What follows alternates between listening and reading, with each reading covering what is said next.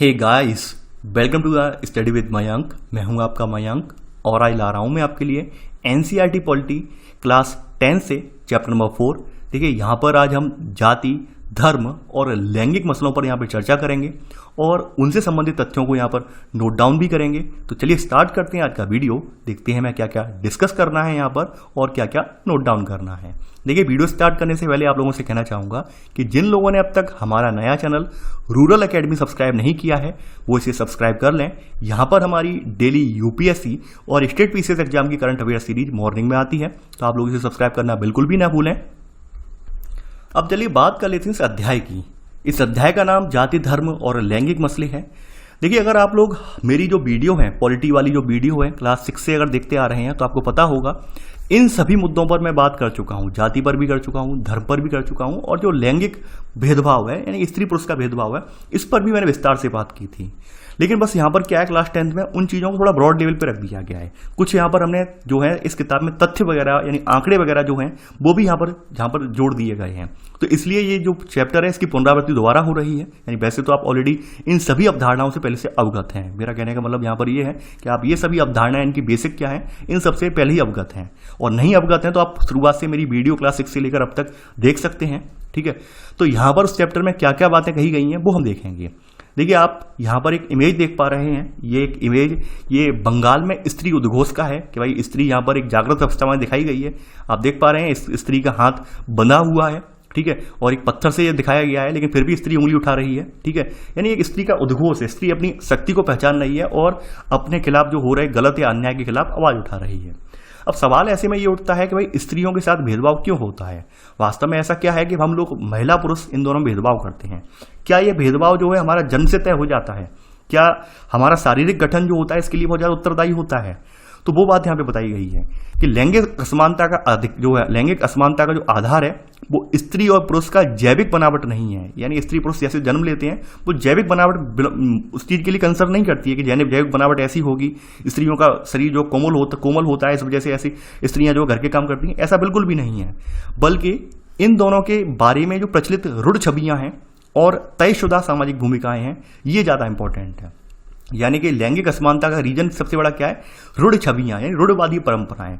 हमारा जो समाज है सदियों से पितृसत्तात्मक समाज रहा है, जहां पर हमारे यहाँ पिता जो है जो घर का मुखिया होता था, पिता जो हमारे घर के मुखिया होते थे, महिलाएं जो होती थी घर का गृहिणी का काम करती थी। तो सदियों से जो समाज रहा है वो पितृसत्तात्मक रहा है और हमेशा स्त्रियों को, जैसे आपने देखा होगा कि हमारे कुछ धार्मिक ग्रंथ हैं, तो धार्मिक ग्रंथों में भी ये कहा गया था कि स्त्री को, यानी कि एक स्त्री को अपने बाल्यकाल में या बाल्यावस्था में अपने पिता के अधीन, शादी के बाद अपने पति के अधीन और पति के मृत्यु के उपरांत जो है अपने पुत्र के अधीन रहना चाहिए। कुछ इस तरह की जो है परंपराएं, इस तरह के रिवाज जो होते हैं, इस तरह की जो है यानी इस तरह की जो वाक्य थे, उक्तियां थी, वो हमारे वेद वगैरह, यानी हमारे वेद बोल रहा हूं, तमाम जो धार्मिक ग्रंथ है उनमें पहली रच दी गई।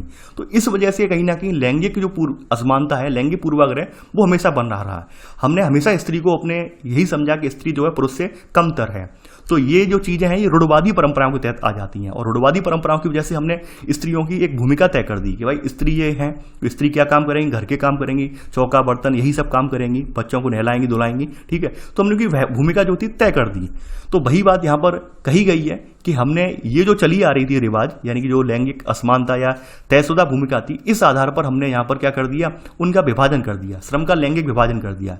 लैंगिक विभाजन से अभिप्राय क्या है? श्रम के लैंगिक विभाजन से यानी कि कोई काम करना है तो काम में स्त्रियां ये वाला काम करेंगी और पुरुष वो वाला काम करेंगे। यानी हमने यहाँ पे कह दिया भाई स्त्रियां घर का खाना पकाएंगी, सफाई करेंगी, कपड़े धोना, बच्चों का काम करेंगी। भाई पुरुष जो है वो आर्थिक क्रियाकलाप है, आर्थिक गतिविधियां हैं, वो सब संचालित करेंगे। ठीक है, तो कहीं ना कहीं श्रम विभाजन या श्रम लैंगिक विभाजन वाला जो यहाँ पर है वो हर घर में देखने को मिलता है। आप हर घर में देखते होंगे कि स्त्रियां क्या करती हैं, मोस्टली अपने इंडिया में घर का काम संभालती हैं, जबकि पुरुष जो है तो जो कहीं नौकरी पर जाते हैं, कहीं और काम करते हैं। ये चीज़ हम अक्सर देखने को मिलती है हमें। तो यहाँ पर सेकंड पॉइंट आप नोट कर लेना कि औरतों की मुख्य जिम्मेदारी गृहस्थी चलाने और बच्चों का पालन पोषण करने की है। यह चीज अधिकतर परिवारों के श्रम के लैंगिक विभाजन से झलकती है। यानी कि ये जो औरतें, लोग सोचते हैं कि भाई औरतें जो हैं केवल इनका काम क्या है, गृहस्थी चलाने का है, यानी गृहस्थी में जो भी क्रियाकलाप आते हैं वो सब करने का, बच्चों का पालन पोषण का है। तो ये क्या है, श्रम का लैंगिक विभाजन बोला जाता है। यानी हमने लिंग के आधार पर श्रम का विभाजन कर दिया कि स्त्री है तो यही काम करेगी। अब यहाँ पे बताया गया है जरूरी नहीं है कि भाई स्त्रियां जो काम करती हैं पुरुष नहीं करते हों। कुछ एग्जाम्पल भी दिए गए हैं जैसे एक एग्जाम्पल यहाँ पर दिया गया है, यहाँ पर जैसे दिया गया है कि सिलाई कढ़ाई, आप जानते हैं सिलाई कढ़ाई का जो काम होता है ये स्त्रियों का काम होता है घर में, लेकिन वही काम जब पैसों के लिए किया जाता है तो इसे मर्द भी करते हैं। यानी बड़ी बड़ी इंडस्ट्रियल एरिया में बड़ी बड़ी जो टेक्सटाइल कंपनियां हैं जहां पर कपड़े की सिलाई वगैरह होती है, कपड़ा तैयार किया जाता है जीन्स वगैरह टी शर्ट वगैरह के रूप में, तो अब वहां पर आप देखेंगे अधिकतर काम जो होते हैं वो जेंट्स के द्वारा किया जाता है, यानी मेल के द्वारा किया जाता है, मेल पुरुषों के द्वारा किया जाता है काम। ठीक है, तो आप देख पा रहे हैं कि भाई वैसे तो काम घर में तो पूर्वाग्रह हमने बना दिया, घर में किसी पुरुष से कह देना कि घर में कपड़े बच्चों के सिल देना, वो एकदम 50 तरह का मुंह बनाएगा। ठीक है, तो नहीं सिलेगा, उसे बड़ा छोटा लगेगा, हमारे ये कैसे काम कर दें, लेकिन वही काम जब पैसे के लिए होगा करने के लिए तैयार हो जाएगा। तो ये क्या है, ये हमने एक समाज में भूमिका तय कर दी, समाज में भूमिका तय कर दी, यानी हमारी जो आर्थिक क्रियाकलाप है वो पुरुष देखेंगे और घर का काम जो होगी महिलाएं देखेंगी। वैसे ही एक अलग एग्जाम्पल, एक दूसरा एग्जाम्पल और दिया गया है कि आप देखते हैं अधिकांश दर्जी या होटल के जो रसोइये होते हैं वो पुरुष होते हैं, यानी जो मास्टर शेफ वगैरह बोले जाते हैं वो हम देखते हैं कि अधिकांश होटलों में आप देखेंगे पुरुष ही मिलेंगे। यानी जेंट्स जो मास्टर शेफ, जेंट्स जो शेफ होते हैं वही होटलों के किचन को संभालते हैं, वही होटलों के किचन में लीड करते हैं, वहाँ पे गाइड करते हैं अन्य वर्कर्स को। तो आप ये सब चीज़ें देखते होंगे, जबकि ये जो खाना बनाने का काम है, खाना पकाने का काम वास्तव में अगर पूर्वाग्रह के अकॉर्डिंग देखा जाए, यानी कि जो समाज में जो रूढ़िवादिता के अकॉर्डिंग जो चला आ रहा काम है वो स्त्रियों का काम है, लेकिन जब पैसे की बात आ गई तो पुरुष करने लगे। यानी कि हम ये सब चीज़ें देखते हैं, कहीं ना कहीं हमें सब चीज़ें अपने आसपास देखते हैं कि भाई स्त्रियों को हमने दबा दिया है, यानी कि हमने जो आर्थिक गतिविधियाँ थी उसमें पुरुषों का वर्चस्व हो गया, और जो वैसे काम थे जिनमें आर्थिक क्रियाएं जिनमें अर्थ का जो सृजन नहीं हो रहा था वो काम हमने स्त्रियों को दे दिए है। ठीक है, यानी वो काम हमने स्त्रियों को दे दिए है। अब देखिए एक बात यहाँ पे कुछ लोग कहते हैं कि भाई जो स्त्रियों को काम दिए जाते हैं वो काम बहुत आसान होते हैं। तो आपने, जब मैंने क्लास 8th वाली किताब पढ़ाई थी वहाँ पे कार्टून भी था, यानी आपने कार्टून देखा था, एक महिला ने कही आज तो मेरी छुट्टी है भाई, आज मैं काम नहीं करूंगी। तो आपने देखा एक पिता ने किस तरह से बच्चों को हैंडल किया, पिता बात बात में बच्चों में किस तरह झल्ला पड़े। ठीक है, और वैसी स्त्रियां जो होती हैं वो पूरे दिन झेलती हैं, पूरे दिन उस पुरुषों का अत्याचार या फिर घर में पूरा टॉर्चर झेलती हैं, पूरा घर का काम निपटाती हैं, लेकिन अक्सर हम उनके काम को समझते ही नहीं है। यहाँ तक कि जीडीपी में भी महिलाओं के काम का कोई आकलन नहीं किया जाता है, उनके लिए उसे कुछ बेज नहीं दिया जाता, उनके लिए कुछ उसे उन्हें धनराशि नहीं दी जाती, तो इसका आकलन जीडीपी में भी नहीं करते। तो काफी अर्थशास्त्री इस बात की आलोचना भी करते हैं। तो कहीं ना कहीं ये चीजें गलत हैं, यानी स्त्रियों का काम जो होता है वाकई में बहुत जटिल होता है, चाहे वो घर का ही काम क्यों ना हो, बेहद जटिल होता है। यानी आपने खुद देखा था पूर्ववर्ती जो अध्याय अपनी पूर्ववर्ती कक्षाओं में आपको पढ़ाया कि वहां पे पुरुष ने किस तरह से झल्लाहट के साथ खाना बनाना भी भूल गया, बच्चों को तैयार करना भी भूल गया, जबकि स्त्रियां ये काम बखूबी कर लेती हैं। क्योंकि वो रीजन क्या है, उनकी जो मानसिकता है, उनका हमने पूरा इन्वायरमेंट उसी अकॉर्डिंग तैयार कर दिया। तो स्त्रियां क्या होती हैं बेचारी, अपने पितृसत्तात्मक समाज है तो थोड़ा डर भी होता है, भय भी होता है, उस वजह से वो काम करती हैं। भाई पुरुष क्या होता है, हमेशा से स्त्रियों पे हावी रहा है, तो हमेशा से वो यही सोचता है कि नहीं हम जो कहेंगे वही स्त्रियां करेंगी। तो ये जो असमानताएं आप समाज में देख रहे हैं ये लैंगिक असमानताएं हैं। अब देखिए यहाँ पर कहा गया है कि भाई ग्रामीण स्तर पे हमें ज़्यादा देखने को मिलती हैं, गांव में जैसे स्त्रियां पानी लेके आती हैं, जलावन वगैरह जुटाने का काम करती हैं। शहरों में देखें तो शहरों में गरीब स्त्री किसी मध्यम वर्गीय परिवार में नौकरानी का काम करती है, मध्यम वर्गीय स्त्री जो है दफ्तर भी जा सकती है। यानी कि सच्चाई यह है कि अधिकतर महिलाएं अपने घरेलू काम के अतिरिक्त आमदनी के लिए कुछ ना कुछ करती हैं, लेकिन उनके काम को हम ज़्यादा मूल्यवान नहीं मानते हैं। यानी हमने ये भी देखा है कि दफ्तरों वगैरह में जो महिलाएं काम करती हैं उनका जो मूल्य है, यानी उनके काम का जो मूल्य है, चाहे वो पुरुषों के समान ही क्यों ना हो उनका काम, उसके लिए उन्हें कम वेतन दिया जाता है। यानी हम अक्सर देखते हैं कि उनके जो काम के लिए समान वेतन की बात सरकार कहती है, तमाम अधिनियम भी बने हुए हैं, अनुच्छेद संविधान के अनुच्छेदों में बात की गई है, लेकिन फिर भी स्त्रियों के साथ भेदभाव किया जाता है, स्त्रियों को कमतर रखा जाता है। यानी कि काम बराबर का होगा, लेकिन फिर भी हम कहीं ना कहीं सैलरी के मामले में आप देखते होंगे। जैसे मैं एक एग्जाम्पल ले लेता हूँ, किसी आप स्कूल में जाइए, प्राइवेट स्कूल में जाइए, वहाँ पर टीचर को पढ़ाने का काम होगा, तो जेंट्स टीचर जो होंगे उनकी सैलरी ज़्यादा होगी, चाहे वो 500 रुपये ज़्यादा हो, 100 रुपये ज़्यादा हो, लेकिन महिला टीचर सेम सब्जेक्ट की है फिर भी उसे सैलरी कम दी जाती है। आप अक्सर देख सकते हैं। तो कहीं ना कहीं ये जो चीज़ें हैं, ये चीज़ें क्यों व्याप्त हैं, कहीं ना कहीं ये लैंगिक पूर्वाग्रह की वजह से व्याप्त हैं। हमें ये लगता है कि भाई स्त्री अपना काम बखूबी नहीं निभा सकती है, जबकि वर्तमान में ऐसी तमाम महिलाओं के एग्जाम्पल आपके सामने हैं जिन्होंने ये साबित कर दिया कि अगर महिलाओं को पूरा यहाँ पर जैसे पुरुषों को अधिकार दिए गए, अगर महिलाओं को वैसे अधिकार दिए जाते हैं तो महिलाएं भी पुरुषों से कम बिल्कुल नहीं है। चाहे वो इंडियन आर्मी हो, एयरफोर्स हो, इंडियन नेवी हो, हर जगह महिलाओं ने अपना परचम लहराया है। अब देखिए यहाँ पर अगर बात कही जाए, वही बात कही गई है कि सार्वजनिक जीवन पुरुषों के कब्जे में आ गए हैं। मनुष्य जाति की आबादी में औरतों का हिस्सा आधा है, लेकिन सार्वजनिक जीवन में उनकी भूमिका नगण्य है। यानी अगर हम मनुष्य की जाति पूरी देखें, पूरे संसार की जाति देखें, तो यहाँ पर लगभग आधी स्त्रियां हैं, लेकिन वही उनका सार्वजनिक जीवन में हिस्सा यानी खास करके राजनीति में उनकी जो भूमिका है वो नगण्य है। यानी सार्वजनिक जीवन में यानी सार्वजनिक नौकरी वगैरह है या फिर और जो चीज़ें हैं यानी सार्वजनिक जो उपक्रम वगैरह है वहाँ पर लगी स्त्रियाँ हैं तो वहाँ पर उनकी भूमिका में नगण्य देखने को मिलती है। वहाँ पर पुरुष समाज का ही वहाँ पर वर्चस्व है। तो कहीं ना कहीं ये ऐसा होने का रीजन हमारा जो है लैंगिक पूर्वाग्रह है, लैंगिक रूढ़िवादिताएं हैं, जिसकी वजह से हमारे यहाँ लैंगिक असमानताएं व्याप्त हैं। ठीक है, तो आपने ये नोट कर लिया होगा। आगे बढ़ते हैं। अब देखिए यहाँ पर आदर्श स्त्री की कुछ कहानी, हमने कुछ ऐसे ही समाज बना रखे हैं।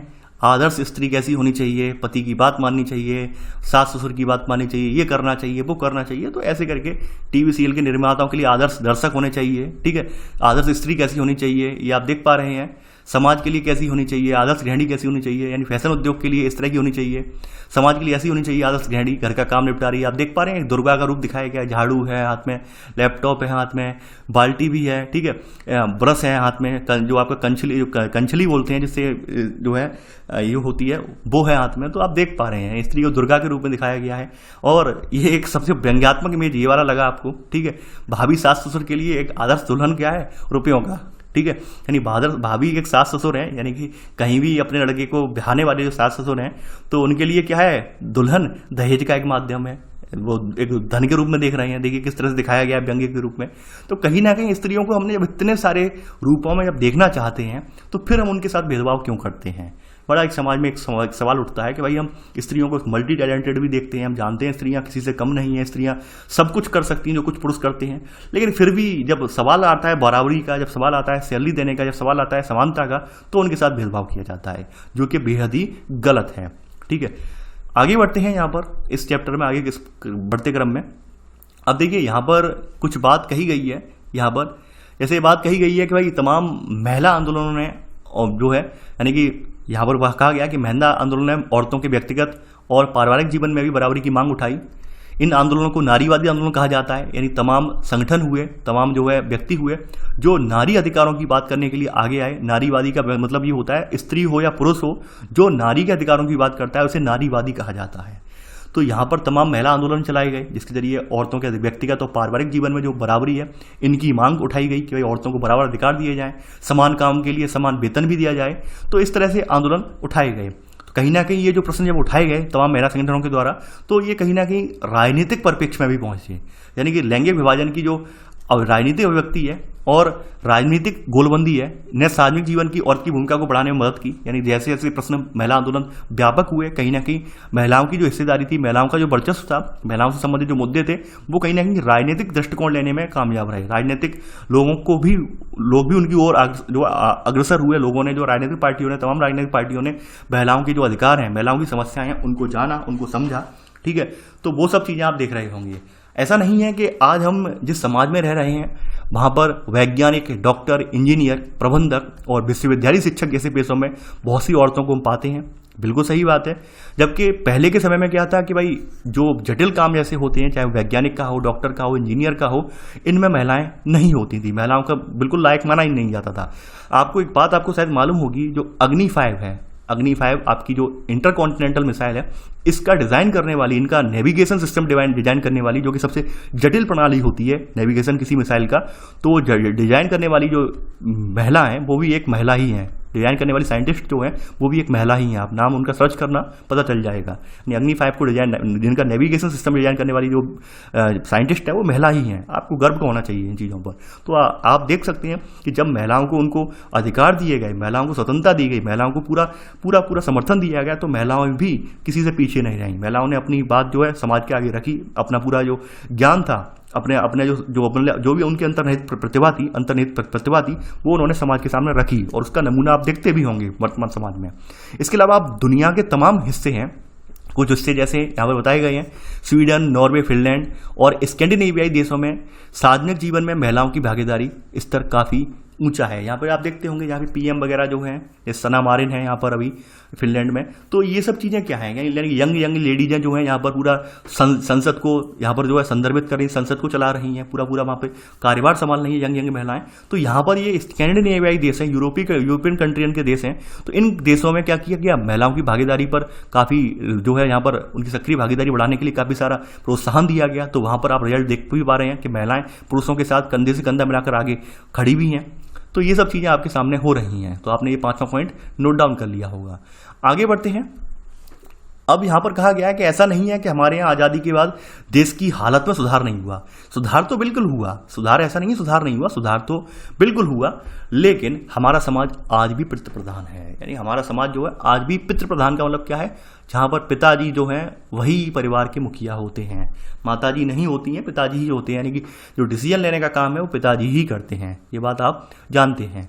तो आप लिख लेना यहाँ पर अगला पॉइंट, यानी कि अब छठा पॉइंट आएगा कि हमारे देश में आज़ादी के बाद महिलाओं की स्थिति में कुछ सुधार हुआ, लेकिन हमारा समाज अभी भी पितृ प्रधान है। पितृ प्रधान का मतलब आप जानते हैं।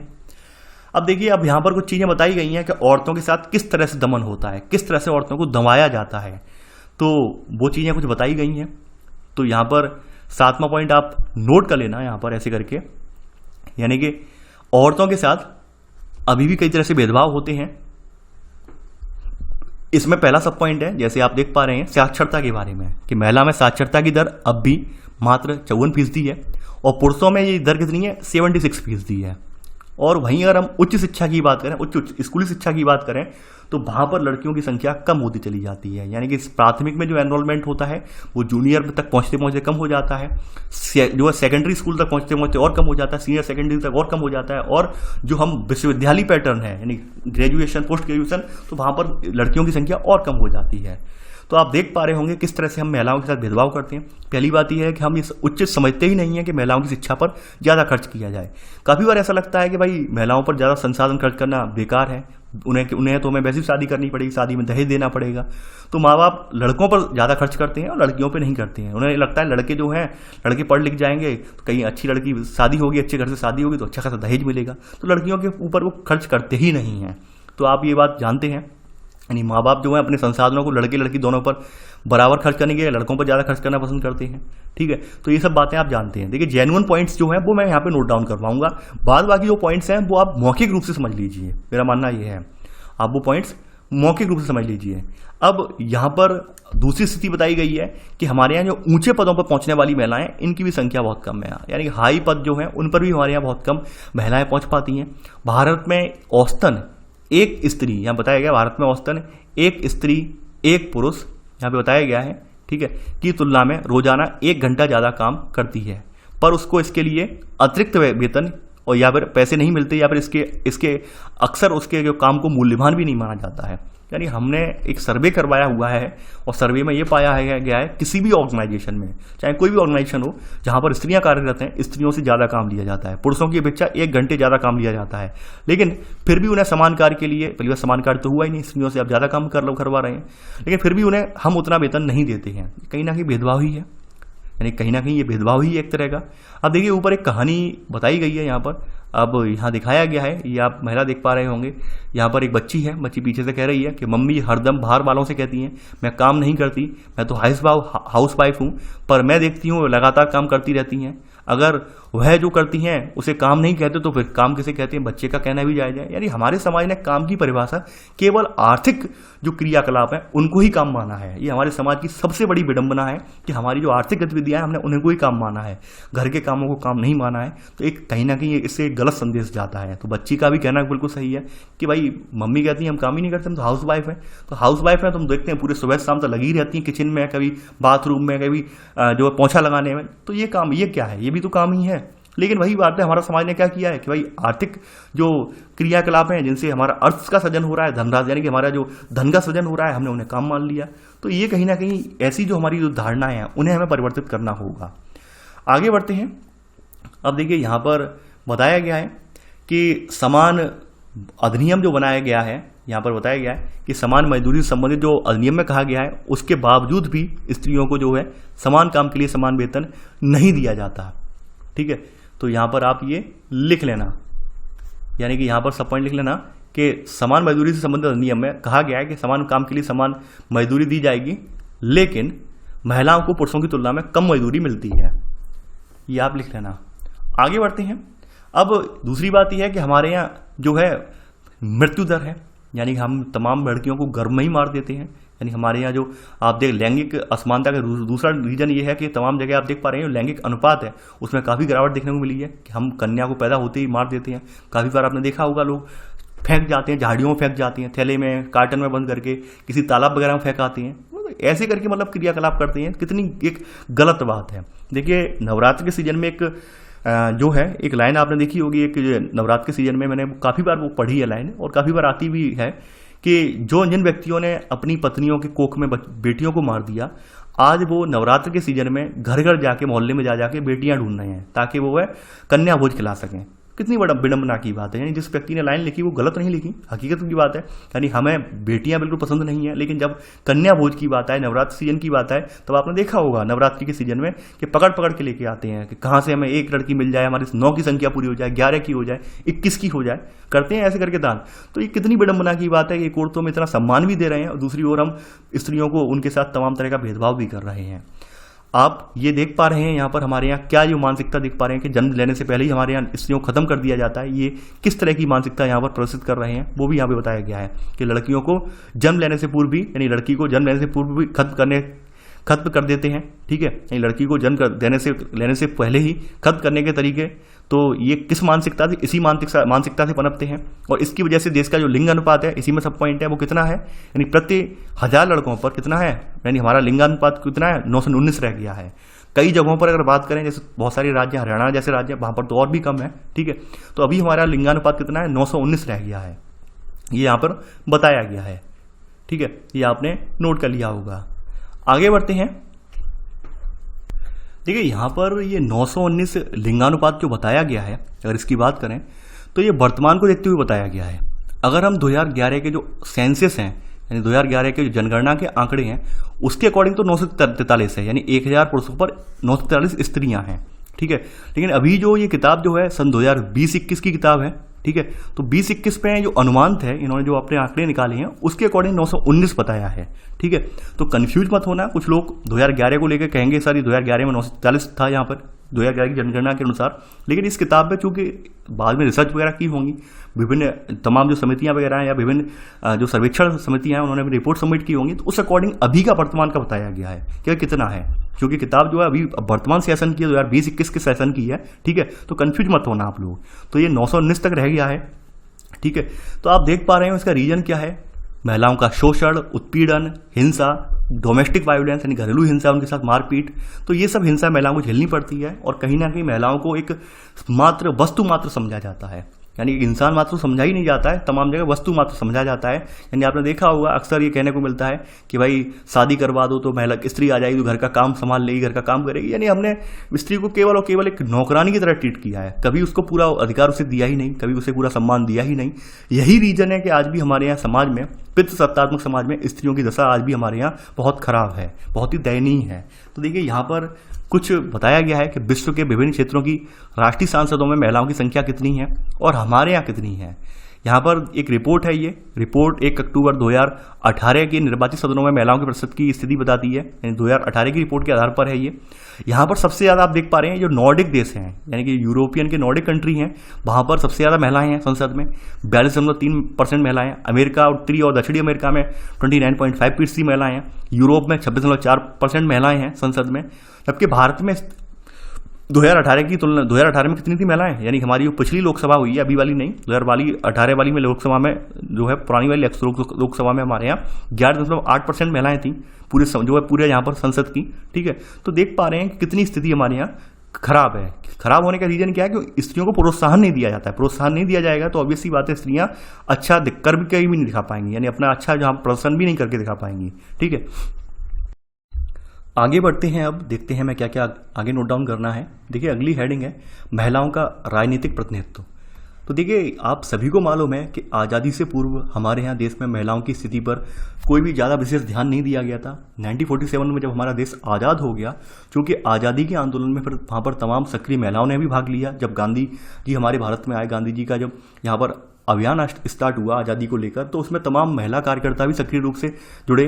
तो देखिए फिर महिलाओं ने जब सक्रिय रूप से महिलाएं जो राजनीति में आ गई, तो कहीं ना कहीं महिलाओं ने भी इस बात पर बल दिया कि सदियों से चली आ रही जो रूढ़िवादी परंपराएं हैं, जिसके तहत महिलाओं को जंजीरों में कैद करके रखा गया, घरों में बेड़ियों में कैद करके रखा गया, समाज की बेड़ियों में या फिर जो रिश्ते नातों की बेड़ियों में कैद करके रखा गया, तो उससे उस महिलाओं को कैसे मुक्त किया जाए, कैसे उसे आगे बढ़ाया जाए। तो देखिए आप सभी को पता है कि हमारे लोकतंत्र में, चाहे हमारा ही लोकतंत्र क्यों हो या फिर कहीं विश्व में कहीं बार भी लोकतंत्र हो, तो लोकतंत्र एक ऐसा माध्यम होता है जिसके जरिए हम अपनी बात आगे बढ़ा सकते हैं, अपनी अपनी बात रख सकते हैं। तो लोकतंत्र में जरूरी ये था कि भाई जो महिलाएं हैं, अगर महिलाएं अगर संसद तक पहुंच जाएंगी तो भाई अपनों से जो अपने जो मुद्दे हैं उनके, जो उनके कठिनाइयां जो आ रही हैं उन्हें आगे बढ़ने में, जो भी उनके साथ समस्याएं आ रही हैं, उन समस्याओं की तरफ, उन मुद्दों की तरफ वो अपना जो है यानी संसद का ध्यान केंद्रित करने में समर्थ भी हो पाएंगी। तो ये बात को ध्यान में रखते हुए तमाम नारीवादी समूह के और महिलाएं आंदोलन के जो निष्कर्ष पे पहुंचे कि इन्होंने यही माना, ये सब उन लोगों ने यानी नारीवादी समूहों ने या फिर महिला आंदोलनकर्ताओं ने यही माना कि औरतों का सत्ता पर अगर नियंत्रण नहीं होगा तब तक वो इस समस्या का निपटारा नहीं हो सकता है। यानी कि जब तक महिलाएं संसद में नहीं पहुंचेंगी तब तक महिलाओं से जुड़े हुए जो भी मुद्दे हैं उनका भी निपटारा नहीं हो पाएगा। तो ऐसे करके इन लोगों ने क्या किया, फिर आगे चल के इन्होंने डिमांड उठाई, यानी इन्होंने ये कहा कि भाई जो महिला प्रतिनिधि हैं, जो जनता के द्वारा चुने जाने वाले प्रतिनिधि हैं, वहाँ पर महिलाओं की हिस्सेदारी बढ़ाई जाए। इनका मानना ये था कि महिलाओं के लिए कुछ सीटें रिजर्व कर दी जाएं जिससे कि संसद में एक तय सीमा के अंदर अंदर महिला प्रतिनिधि वहाँ पर पहुँच सकें। और महिला प्रतिनिधि जब वहाँ पर पहुँचेंगे तो वहाँ पर जो महिलाएं होंगी, ऑब्वियसली बात है महिला की समस्याएं हैं वो अच्छे से जान पाएंगी और वहाँ पर उन्हें पटल पर रख भी पाएंगी। तो वही बात यहाँ पर निकल के आई कि यहाँ पर जैसे लोकसभा के बारे में बात कही गई कि भाई ये सब चीज़ें बात कही गई हैं कि महिलाओं के लिए कुछ सीटें रिजर्व कर दी हैं ताकि महिलाओं की हिस्सेदारी बढ़ जाए राजनीति में, लेकिन ऐसा हो नहीं पाया। यानी केवल निचले स्तर पर, जो हमारा सबसे निचला स्तर है लोकतंत्र का, आपको पता होगा, यानी ग्राम पंचायत हो या फिर आपकी नगर पंचायत लेवल पर हो, वहाँ पर तो है एक तिहाई सीटों को रिजर्व होना, लेकिन ऊपर के लेवल पर इतना नहीं है। जैसे बात यहाँ पर बताई गई है कि आपका जो लोकसभा इलेक्शन अभी का हुआ है, हाल का लोकसभा इलेक्शन हुआ है, तो वहाँ पर 100% में से मात्र 14.36% केवल महिलाएं हैं। तो आप लगा सकते हैं कि कितनी कम है लोकसभा इलेक्शन में। और वही बात करें राज्यों की विधानसभाओं की, तो राज्यों की विधानसभाओं में स्थिति और खराब है, वहां पर मात्र 5% से भी कम महिलाएं हैं। तो आप इस बात से अनुमान लगा सकते हैं कि हमारे देश में तमाम आंदोलन चले, तमाम जो है महिला आंदोलन चले, नारीवाद समूहों ने तमाम बात उठाई, लेकिन फिर भी महिलाओं को इतना ज़्यादा उनका हक नहीं मिल पाया। जबकि भारतीय समाज हो या फिर विश्व के संदर्भ में हो, महिलाओं की हिस्सेदारी 50% की है, जैसा कि आपने अभी ऊपर देखा भी, लेकिन फिर भी यहाँ पर हिस्सेदारी नहीं मिल पाई। तो यहाँ पर आप पहला पॉइंट इसमें लिख लेना कि भारत की विधायिका में महिला प्रतिनिधियों का अनुपात बहुत ही कम है। इसी में सब पॉइंट, पहला सब पॉइंट, लोकसभा में महिला सांसदों की संख्या पहली बार 2019 में 14.36% ही पहुंच सकी। इसी में सेकंड सब पॉइंट, जबकि राज्य की विधानसभाओं की स्थिति देखें तो वहां पर उनका प्रतिनिधित्व कितना है, मात्र 5% से भी कम है राज्य विधानसभाओं में। यानी जो एमएलए जो हैं, हमारी जो महिलाएं एमएलए हैं भारत में, एमएलए बहुत ही कम है, 5% से कम है। तो आप अनुमान लगा सकते हैं कि देश में, हमारा देश लोकतांत्रिक देश कहा जाता है, उसमें भी महिलाओं के साथ इतनी बड़ी उपेक्षा हो रही है, ये कहीं ना कहीं गंभीरता का विषय है। अब देखिए बात बताई गई है यहाँ पर कि भारत इस मामले में अफ्रीका और लैटिन अमेरिकी जो देश हैं, ये विकासशील देश हैं, इन विकासशील देशों से भी पीछे है। यानी कि जो भारत के अलावा ये आपके अफ्रीका हो या लैटिन अमेरिका देश हो, वहाँ पर जो महिलाओं की स्थिति है वो भारत से बेटर है, यानी भारत इसमें भी पीछे रह गया है। अब देखिए हमारे यहाँ एक बड़ी विचित्र स्थिति है। विचित्र स्थिति हमारे यहाँ ये है, आपने देखा होगा कि कभी कभार कोई महिला प्रधानमंत्री बन जाए, मुख्यमंत्री बन जाए या फिर किसी और पद पर आसीन हो जाए, तो आपको पता होगा कि भाई उनके जो पतिदेव होते हैं वो सत्ता चलाते हैं।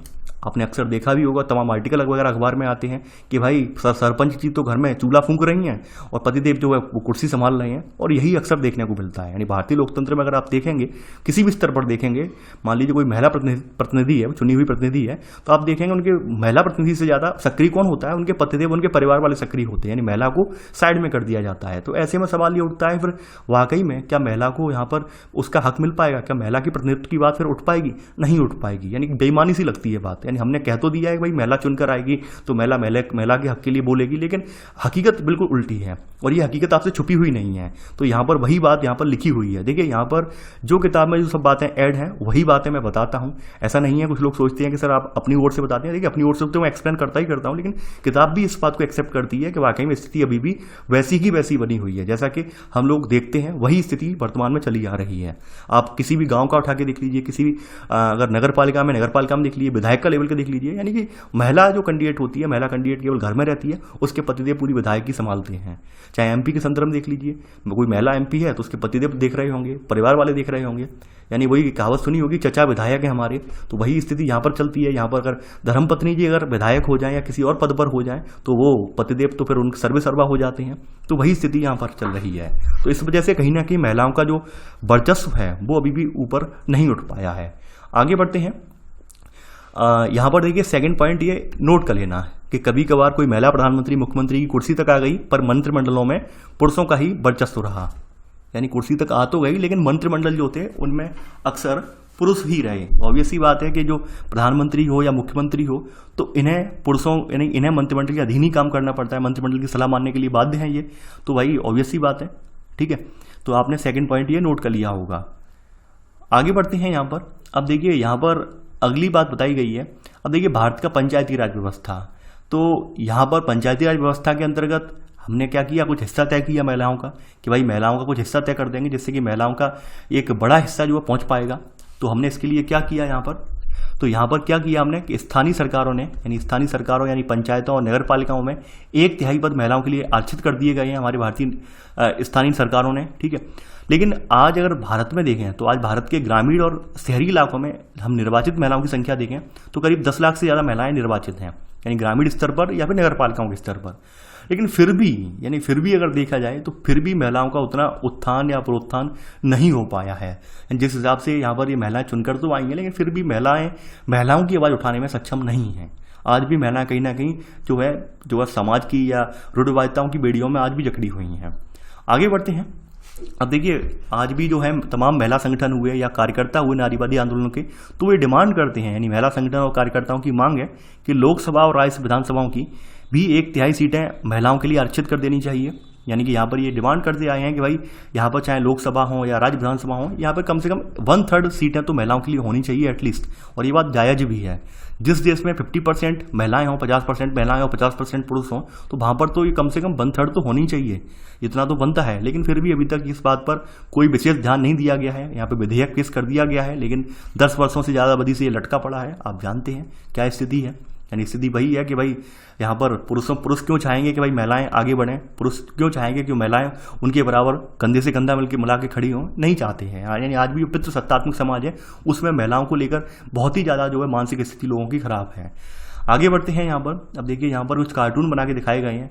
अब देखिए ऊपर देख रहे हैं आप कि ऊपर बताया गया चिंता मत करना, हम तुम्हारे लिए कोई ना कोई रास्ता ढूंढ ही लेंगे। यानी कि जो चयनित कैंडिडेट हैं वो बोल रहे हैं, ये महिला आंदोलन आप देख पा रहे होंगे, महिला खड़ी है ये, तो वही है कि और गेटों पर आप देख रहे हैं ये सब ये बैठे हैं, यानी जो आपके मेन जो चुने हुए व्यक्ति हैं वो गेटों पर कोई पैर लगा के रोक कर ऐसे बैठा हुआ है। तो आप देख समझ पा रहे हैं ये कार्टून अपने आप में बहुत कुछ कह रहा है। ये सुरेंद्र ने द हिंदू में बना हुआ कार्टून है, यानी महिला अपने अधिकारों की मांग कर रही है। कैसे भी संसद में पहुंचे हम, लेकिन संसद में बैठे हुए सत्तारूढ़ पार्टी के जो यहाँ पर मेल हैं यानी पुरुष हैं, वो पहले से रास्ता रोक के खड़े हैं, यानी चाहते ही नहीं है कि महिलाएं यहाँ तक पहुंचे। तो वो आपके लिए कार्टून के माध्यम से पेश भी किया गया है। आगे बढ़ते हैं यहाँ पर। अब देखिए आपने लैंगिक भेदभाव के तहत आपने ये भी देख लिया कि राजनीति में महिलाओं का कितना योगदान है। इसके अलावा आपने अन्य देशों के साथ कंपेयर करके देख लिया कि कितने % का योगदान है राष्ट्रीय संसदों में और भारत में कितना रहा है। भारत में बहुत स्थिति खराब थी 2018 तक, लेकिन अभी वर्तमान में 2019 का जो लोकसभा चुनाव हुआ है उसमें लोकसभा चुनाव में हमारे यहाँ 14.3% महिलाएं पहुंची हैं। लेकिन फिर भी राज्य विधानसभाएं यानी MLA के पदों पर 5% से कम महिलाएं हैं हमारे यहाँ। पूरे भारत की बात की जाए तो फिर भी स्थिति हमारे यहाँ गंभीर बनी हुई है। अब आगे बढ़ते हैं। अभी तक तो आपने लैंगिक भेदभाव जो था महिलाओं के साथ वो अभी देखा। अब आप यहाँ पर देखेंगे यहाँ पर धर्म, सांप्रदायिकता और राजनीति, इसके बारे में इसके एस्पेक्ट से आप देखेंगे कि धर्म और सांप्रदायिकता और राजनीति इन सबको देखेंगे। देखिए आप लोग जो धर्म है, धर्म की अवधारणा से अच्छे से आप अवगत हैं, यानी कि आपने धार्मिक विभाजन, तो यहाँ पर ये सब चीज़ें आपने देख ली हैं, यानी कि धार्मिक अंतरों पर आधारित विभाजन की बात यहाँ पर चल रही है। यह विभाजन लैंगिक विभाजन जैसा सार्वभौमिक तो नहीं है, यानी कि सब जगह लैंगिक विभाजन जैसा सार्वभौमिक नहीं है। लेकिन विश्व के ज़्यादातर देश जो हैं, यानी विश्व में धार्मिक स्वतंत्रता आज भी एक व्यापक मुद्दा बना हुआ है। आपने चाहे पूर्ववर्ती जो अध्याय भी देखे, वहाँ पर आपने देखा किस तरह से लोग प्रोटेस्टेंट, कैथोलिक आपस में बटे हुए हैं। अलग अलग पंथ लोग मानते हैं, धर्म एक ही है लेकिन फिर भी अलग अलग पंथों में विभक्त हैं और आपस में विभेद कर रहे हैं। मुस्लिम जो है शिया सुन्नी में विभक्त हैं। तो वही चीज़ें हमने देखी अभी, यानी ये सब चीज़ें हमने देखी। अब देखिए यहाँ पर ये वाला जो विभाजन है, धार्मिक विभाजन है, तो यहाँ पर ये विभाजन जो होता है अक्सर राजनीति के मैदान में अव्यक्त होता है। यानी सबसे बड़ी बात यह है कि भाई लैंगिक विभाजन पर इतना ध्यान राजनीति में क्यों नहीं दिया जाता। उसका एक रीजन है, उसका रीजन ये है कि हमारा पितृसत्तात्मक समाज है, उसे मालूम है, यानी पुरुष को ये मालूम रहता है कि स्त्री जो होती है हमारे अधीन रहेगी, यानी हम जो कहेंगे वही स्त्री करेगी काम, तो इसलिए वो इतना ध्यान नहीं देता है। जबकि धार्मिक मुद्दे ऐसे मुद्दे होते हैं जिनसे लगता है कि भाई अगर एक धर्म विशेष के लोगों को अगर हम अपनी तरफ खींच लेंगे तो पूरा जो समुदाय है वो हमारी फेवर में वोट डाल देगा, तो लोग इसे राजनीति में ले आते हैं, राजनीति के मैदान में धार्मिक मामलों को अव्यक्त करते हैं। तो यहाँ पर पहला पॉइंट नोट कर लेना कि लैंगिक विभाजन के विपरीत धार्मिक विभाजन अक्सर राजनीति के मैदान में अव्यक्त होता है। आगे बढ़ते हैं। अब देखिए, गांधी जी ने भी इस बात को एक्सेप्ट किया है। गांधी जी स्वयं माना करते थे, गांधी जी ने स्वयं ये भी कहा था, गांधी जी कहा करते थे कि धर्म को कभी भी राजनीति से अलग नहीं किया जा सकता। लेकिन इनका मानना ये था, धर्म का मतलब उनके नैतिक मूल्य हैं, यानी कि जो धर्म के नैतिक मूल्य हैं वो राजनीति में अक्सर होने चाहिए। इनका ये भी मानना था, कि यहाँ पर जो है राजनीति धर्म द्वारा स्थापित मूल्यों से निर्देशित होनी चाहिए, यानी जो धर्म के नैतिक मूल्य हैं उनके द्वारा राजनीति चलनी चाहिए। क्या वर्तमान में ऐसा हो पा रहा है? नहीं हो पा रहा है। आज उल्टा हो चुका है। आज क्या है, यानी आज राजनीति से धर्म चल रहे हैं। यानी आप देखते होंगे कि फलानी पार्टी आ गई, फलानी पार्टी ने ये सिंबल चला दिया, फलानी पार्टी आ गई, फलानी पार्टी इस धर्म का प्रचार कर रही है। यानी अब धर्म से राजनीति नहीं चल रही है, अब राजनीति से धर्म चल रहे हैं। यानी हकीकत बात बन चुकी है। यानी आज जो धर्म के आज जो पर्याय बन चुके हैं वो राजनीतिक संगठनों ने उन्हें उन पर अपना कॉपीराइट टैब बना लिया है कि भाई ये धर्म है तो हमारा धर्म है, ये आप अगर हमारी पार्टी के नहीं हो तो आप ये धर्म के भी नहीं हो। कुछ इस तरह की आप देख रहे हैं विडंबनाएं आप देश में आप तो देख भी रहे होंगे। देखिए, मैं किसी का नाम लेना नहीं चाहता, लेकिन आपके माइंड में सारी चीजें स्पष्ट हैं। ऐसा नहीं है, जब ये पार्टियां नहीं थी उससे पहले देश में धर्म नहीं था, उससे पहले भी धर्म था, लोगों की धार्मिक विश्वास भी थे, धार्मिक मान्यताएं भी। लेकिन जब ये पार्टियां आ गई, इन्होंने जो ठप्पा लगा दिया कॉपीराइट वाला, नहीं हम ये पार्टी के हैं तो ये धर्म हमारा है, तो वहीं से विभेद स्टार्ट हो गए। तो आप ये स्थिति अभी वर्तमान में देख भी रहे होंगे। तो एक पार्टी के साथ नहीं, लगभग सभी पार्टियों के साथ यही स्थिति है। ठीक है, तो यहां पर सेकंड पॉइंट और सेकंड का सब पॉइंट, यानी उनका मानना था कि यहां पर राजनीति धर्म द्वारा स्थापित मूल्यों से निर्देशित होनी चाहिए। अब देखिए, यहाँ पर अगली बात कही गई है, थर्ड पॉइंट, अगला पॉइंट बताया गया है कि अपने देश के मानवाधिकार समूहों का कहना है इस देश में सांप्रदायिक दंगों में मरने वाले ज़्यादातर अल्पसंख्यक समुदायों के लोग हैं। यानी कि इनका जो मानवाधिकार वगैरह की रिपोर्ट वगैरह है, ये सब ये बताती हैं कि हमारे देश में सबसे ज़्यादा जो मरने वाले लोग हैं वो अल्पसंख्यक कम्युनिटी के लोग हैं। अल्पसंख्यकों के साथ बहुत ज़्यादा अत्याचार हो रहा है। ये ऐसा मैं नहीं बोल रहा हूँ, ये मानवाधिकार समूहों की रिपोर्ट कह रही है। वहीं आगे बात यहाँ पे कही गई है, महिला आंदोलनों का कहना यह है कि सभी धर्मों में वर्णित पारिवारिक कानून महिलाओं से भेदभाव करते हैं। बिल्कुल सही बात है। पारिवारिक कानून क्या है? पारिवारिक कानून की अगर पृष्ठभूमि अगर देखें तो आपको पता होगा, पारिवारिक कानून में विवाह, तलाक, गोद, उत्तराधिकार जैसे परिवार से जुड़े हुए मुद्दे होते हैं। और हमारे देश में सबसे बड़ी विडंबना पता है क्या है? हमारे देश में सभी धर्मों के अकॉर्डिंग ये सब कानून अलग अलग हैं। यानी आपने देखा हुआ हिंदू कोड बिल, मुस्लिम, ठीक है, यानी मुस्लिम विवाह बिल, ये सब सुने होंगे आपने, ठीक है। यानी आपने देखा वो ट्रिपल तलाक वाला एक अलग मुद्दा था। यानी कि हमारे संविधान निर्माताओं ने सबसे बड़ी मिस्टेक जो की, मैं उसे मिस्टेक ही बोलूंगा। यानी ये सब चीजें हम एक सूत्रबद्ध रूप में रख सकते थे, क्योंकि महिलाओं से जुड़े हुए मुद्दे हैं तो कॉमन रूप से, चाहे वो हिंदू महिला हो, मुस्लिम महिला हो, सभी को समान रूप से रख सकते थे। लेकिन नहीं, हमने उसमें भी भेदभाव किया, हमने महिलाओं मुस्लिमों के लिए अलग छोड़ दिया। यानी कि उस समय हकीकत तो ये है, हकीकत से मुकरना नहीं चाहिए, मेरा मानना यह हकीकत ये थी, जो उस समय संविधान निर्माता थे, संविधान निर्माताओं के माइंड में ये चीजें थी, उन्होंने उन चीजों पर ध्यान फोकस ही नहीं किया, उन चीजों को उन्होंने छेड़ा ही नहीं जिनसे उन्हें लगता था कि यहाँ पर समाज में एक दंगा फसाद हो जाए। उन चीजों को उन्होंने छुआ ही तक नहीं, ठीक है, उन चीजों पर उन्होंने छुआ ही नहीं। हकीकत बात यह है। और ऐसे तमाम बहुत सारे मैटर आप देख पा रहे होंगे जिन पर आज भी सामाजिक कार्यकर्ता आवाज उठाते हैं, कहते हैं ये सब चीजें, जब देश समान है, सब कुछ समानता की बात कर रहे हैं, फिर हमने ये हर स्तर पर, धार्मिक स्तर पर ही हमने कानून क्यों बना दिए हैं कि भाई विवाह का अलग है, सबका तलाक का अलग है। भाई ये सब चीजें क्यों हमने कर दी हैं? जब देश एक है, सब कुछ एक है, तो अलग अलग क्यों हमने बना के रख दिया है? कायदा तो यही कहता है कि एक होना चाहिए, और एक होगा तो भेदभाव नहीं होगा। तो ऑब्वियस सी बात, आप सोच रहे होंगे लाइन ये लिखी हुई है तो लाइन ये गलत नहीं लिखी होगी। इस लाइन का मेरे कहने का मतलब बिल्कुल सही है कि महिला आंदोलन के कार्यकर्ता, आप खुद अनुमान लगाइए कि मान लीजिए हम महिलाओं की बात कर रहे हैं, हितों की, फिर वहां पर महिलाओं के हितों में हम वहां देखते हैं भाई किस धर्म की है, हिंदू की है, मुस्लिम की है, भाई किसी भी धर्म की सही, जब महिलाओं के लिए समान अधिकार है तो महिलाओं के लिए उन समान अधिकारों के साथ बात बढ़ाई जाए आगे। अब इसमें जब हमने धर्मों में विभक्त कर दी है, अपना जो संविधान के कुछ पहलू धर्मों में विभक्त कर दिए, तो ऑब्वियस सी बात है फिर ऐसे में भेदभाव तो होगा ही होगा। तो वही बात यहाँ पे लिखी हुई है कि महिला आंदोलन का कहना है कि सभी धर्मों में वर्णित पारिवारिक कानून महिलाओं से भेदभाव करते हैं, बिल्कुल करते हैं, ठीक है। तो यहाँ पर ये लोग यही मांग करते हैं कि कानूनों को समतामूलक बनाने के लिए उन्हें बदलाव किए जाने चाहिए। समतामूलक, समान कानून तो हो कम से कम। हिंदुओं के आपने अलग डिवाइड कर दिए, मुस्लिमों के अलग डिवाइड कर दिए। कायदा ये कहता है समान कानून हो, समान कानून होंगे तो ऑब्वियस सी बात है कोई भेदभाव होगा ही नहीं। अब कुछ कानूनों को मैंने बोल तो रहा हूँ आपको, मैंने बताया भी आपको कि कुछ कानून ऐसे थे हमारे देश में, कुछ मुद्दे ऐसे थे जिन्हें उस समय संविधान निर्माताओं ने छेड़ा ही नहीं बिल्कुल।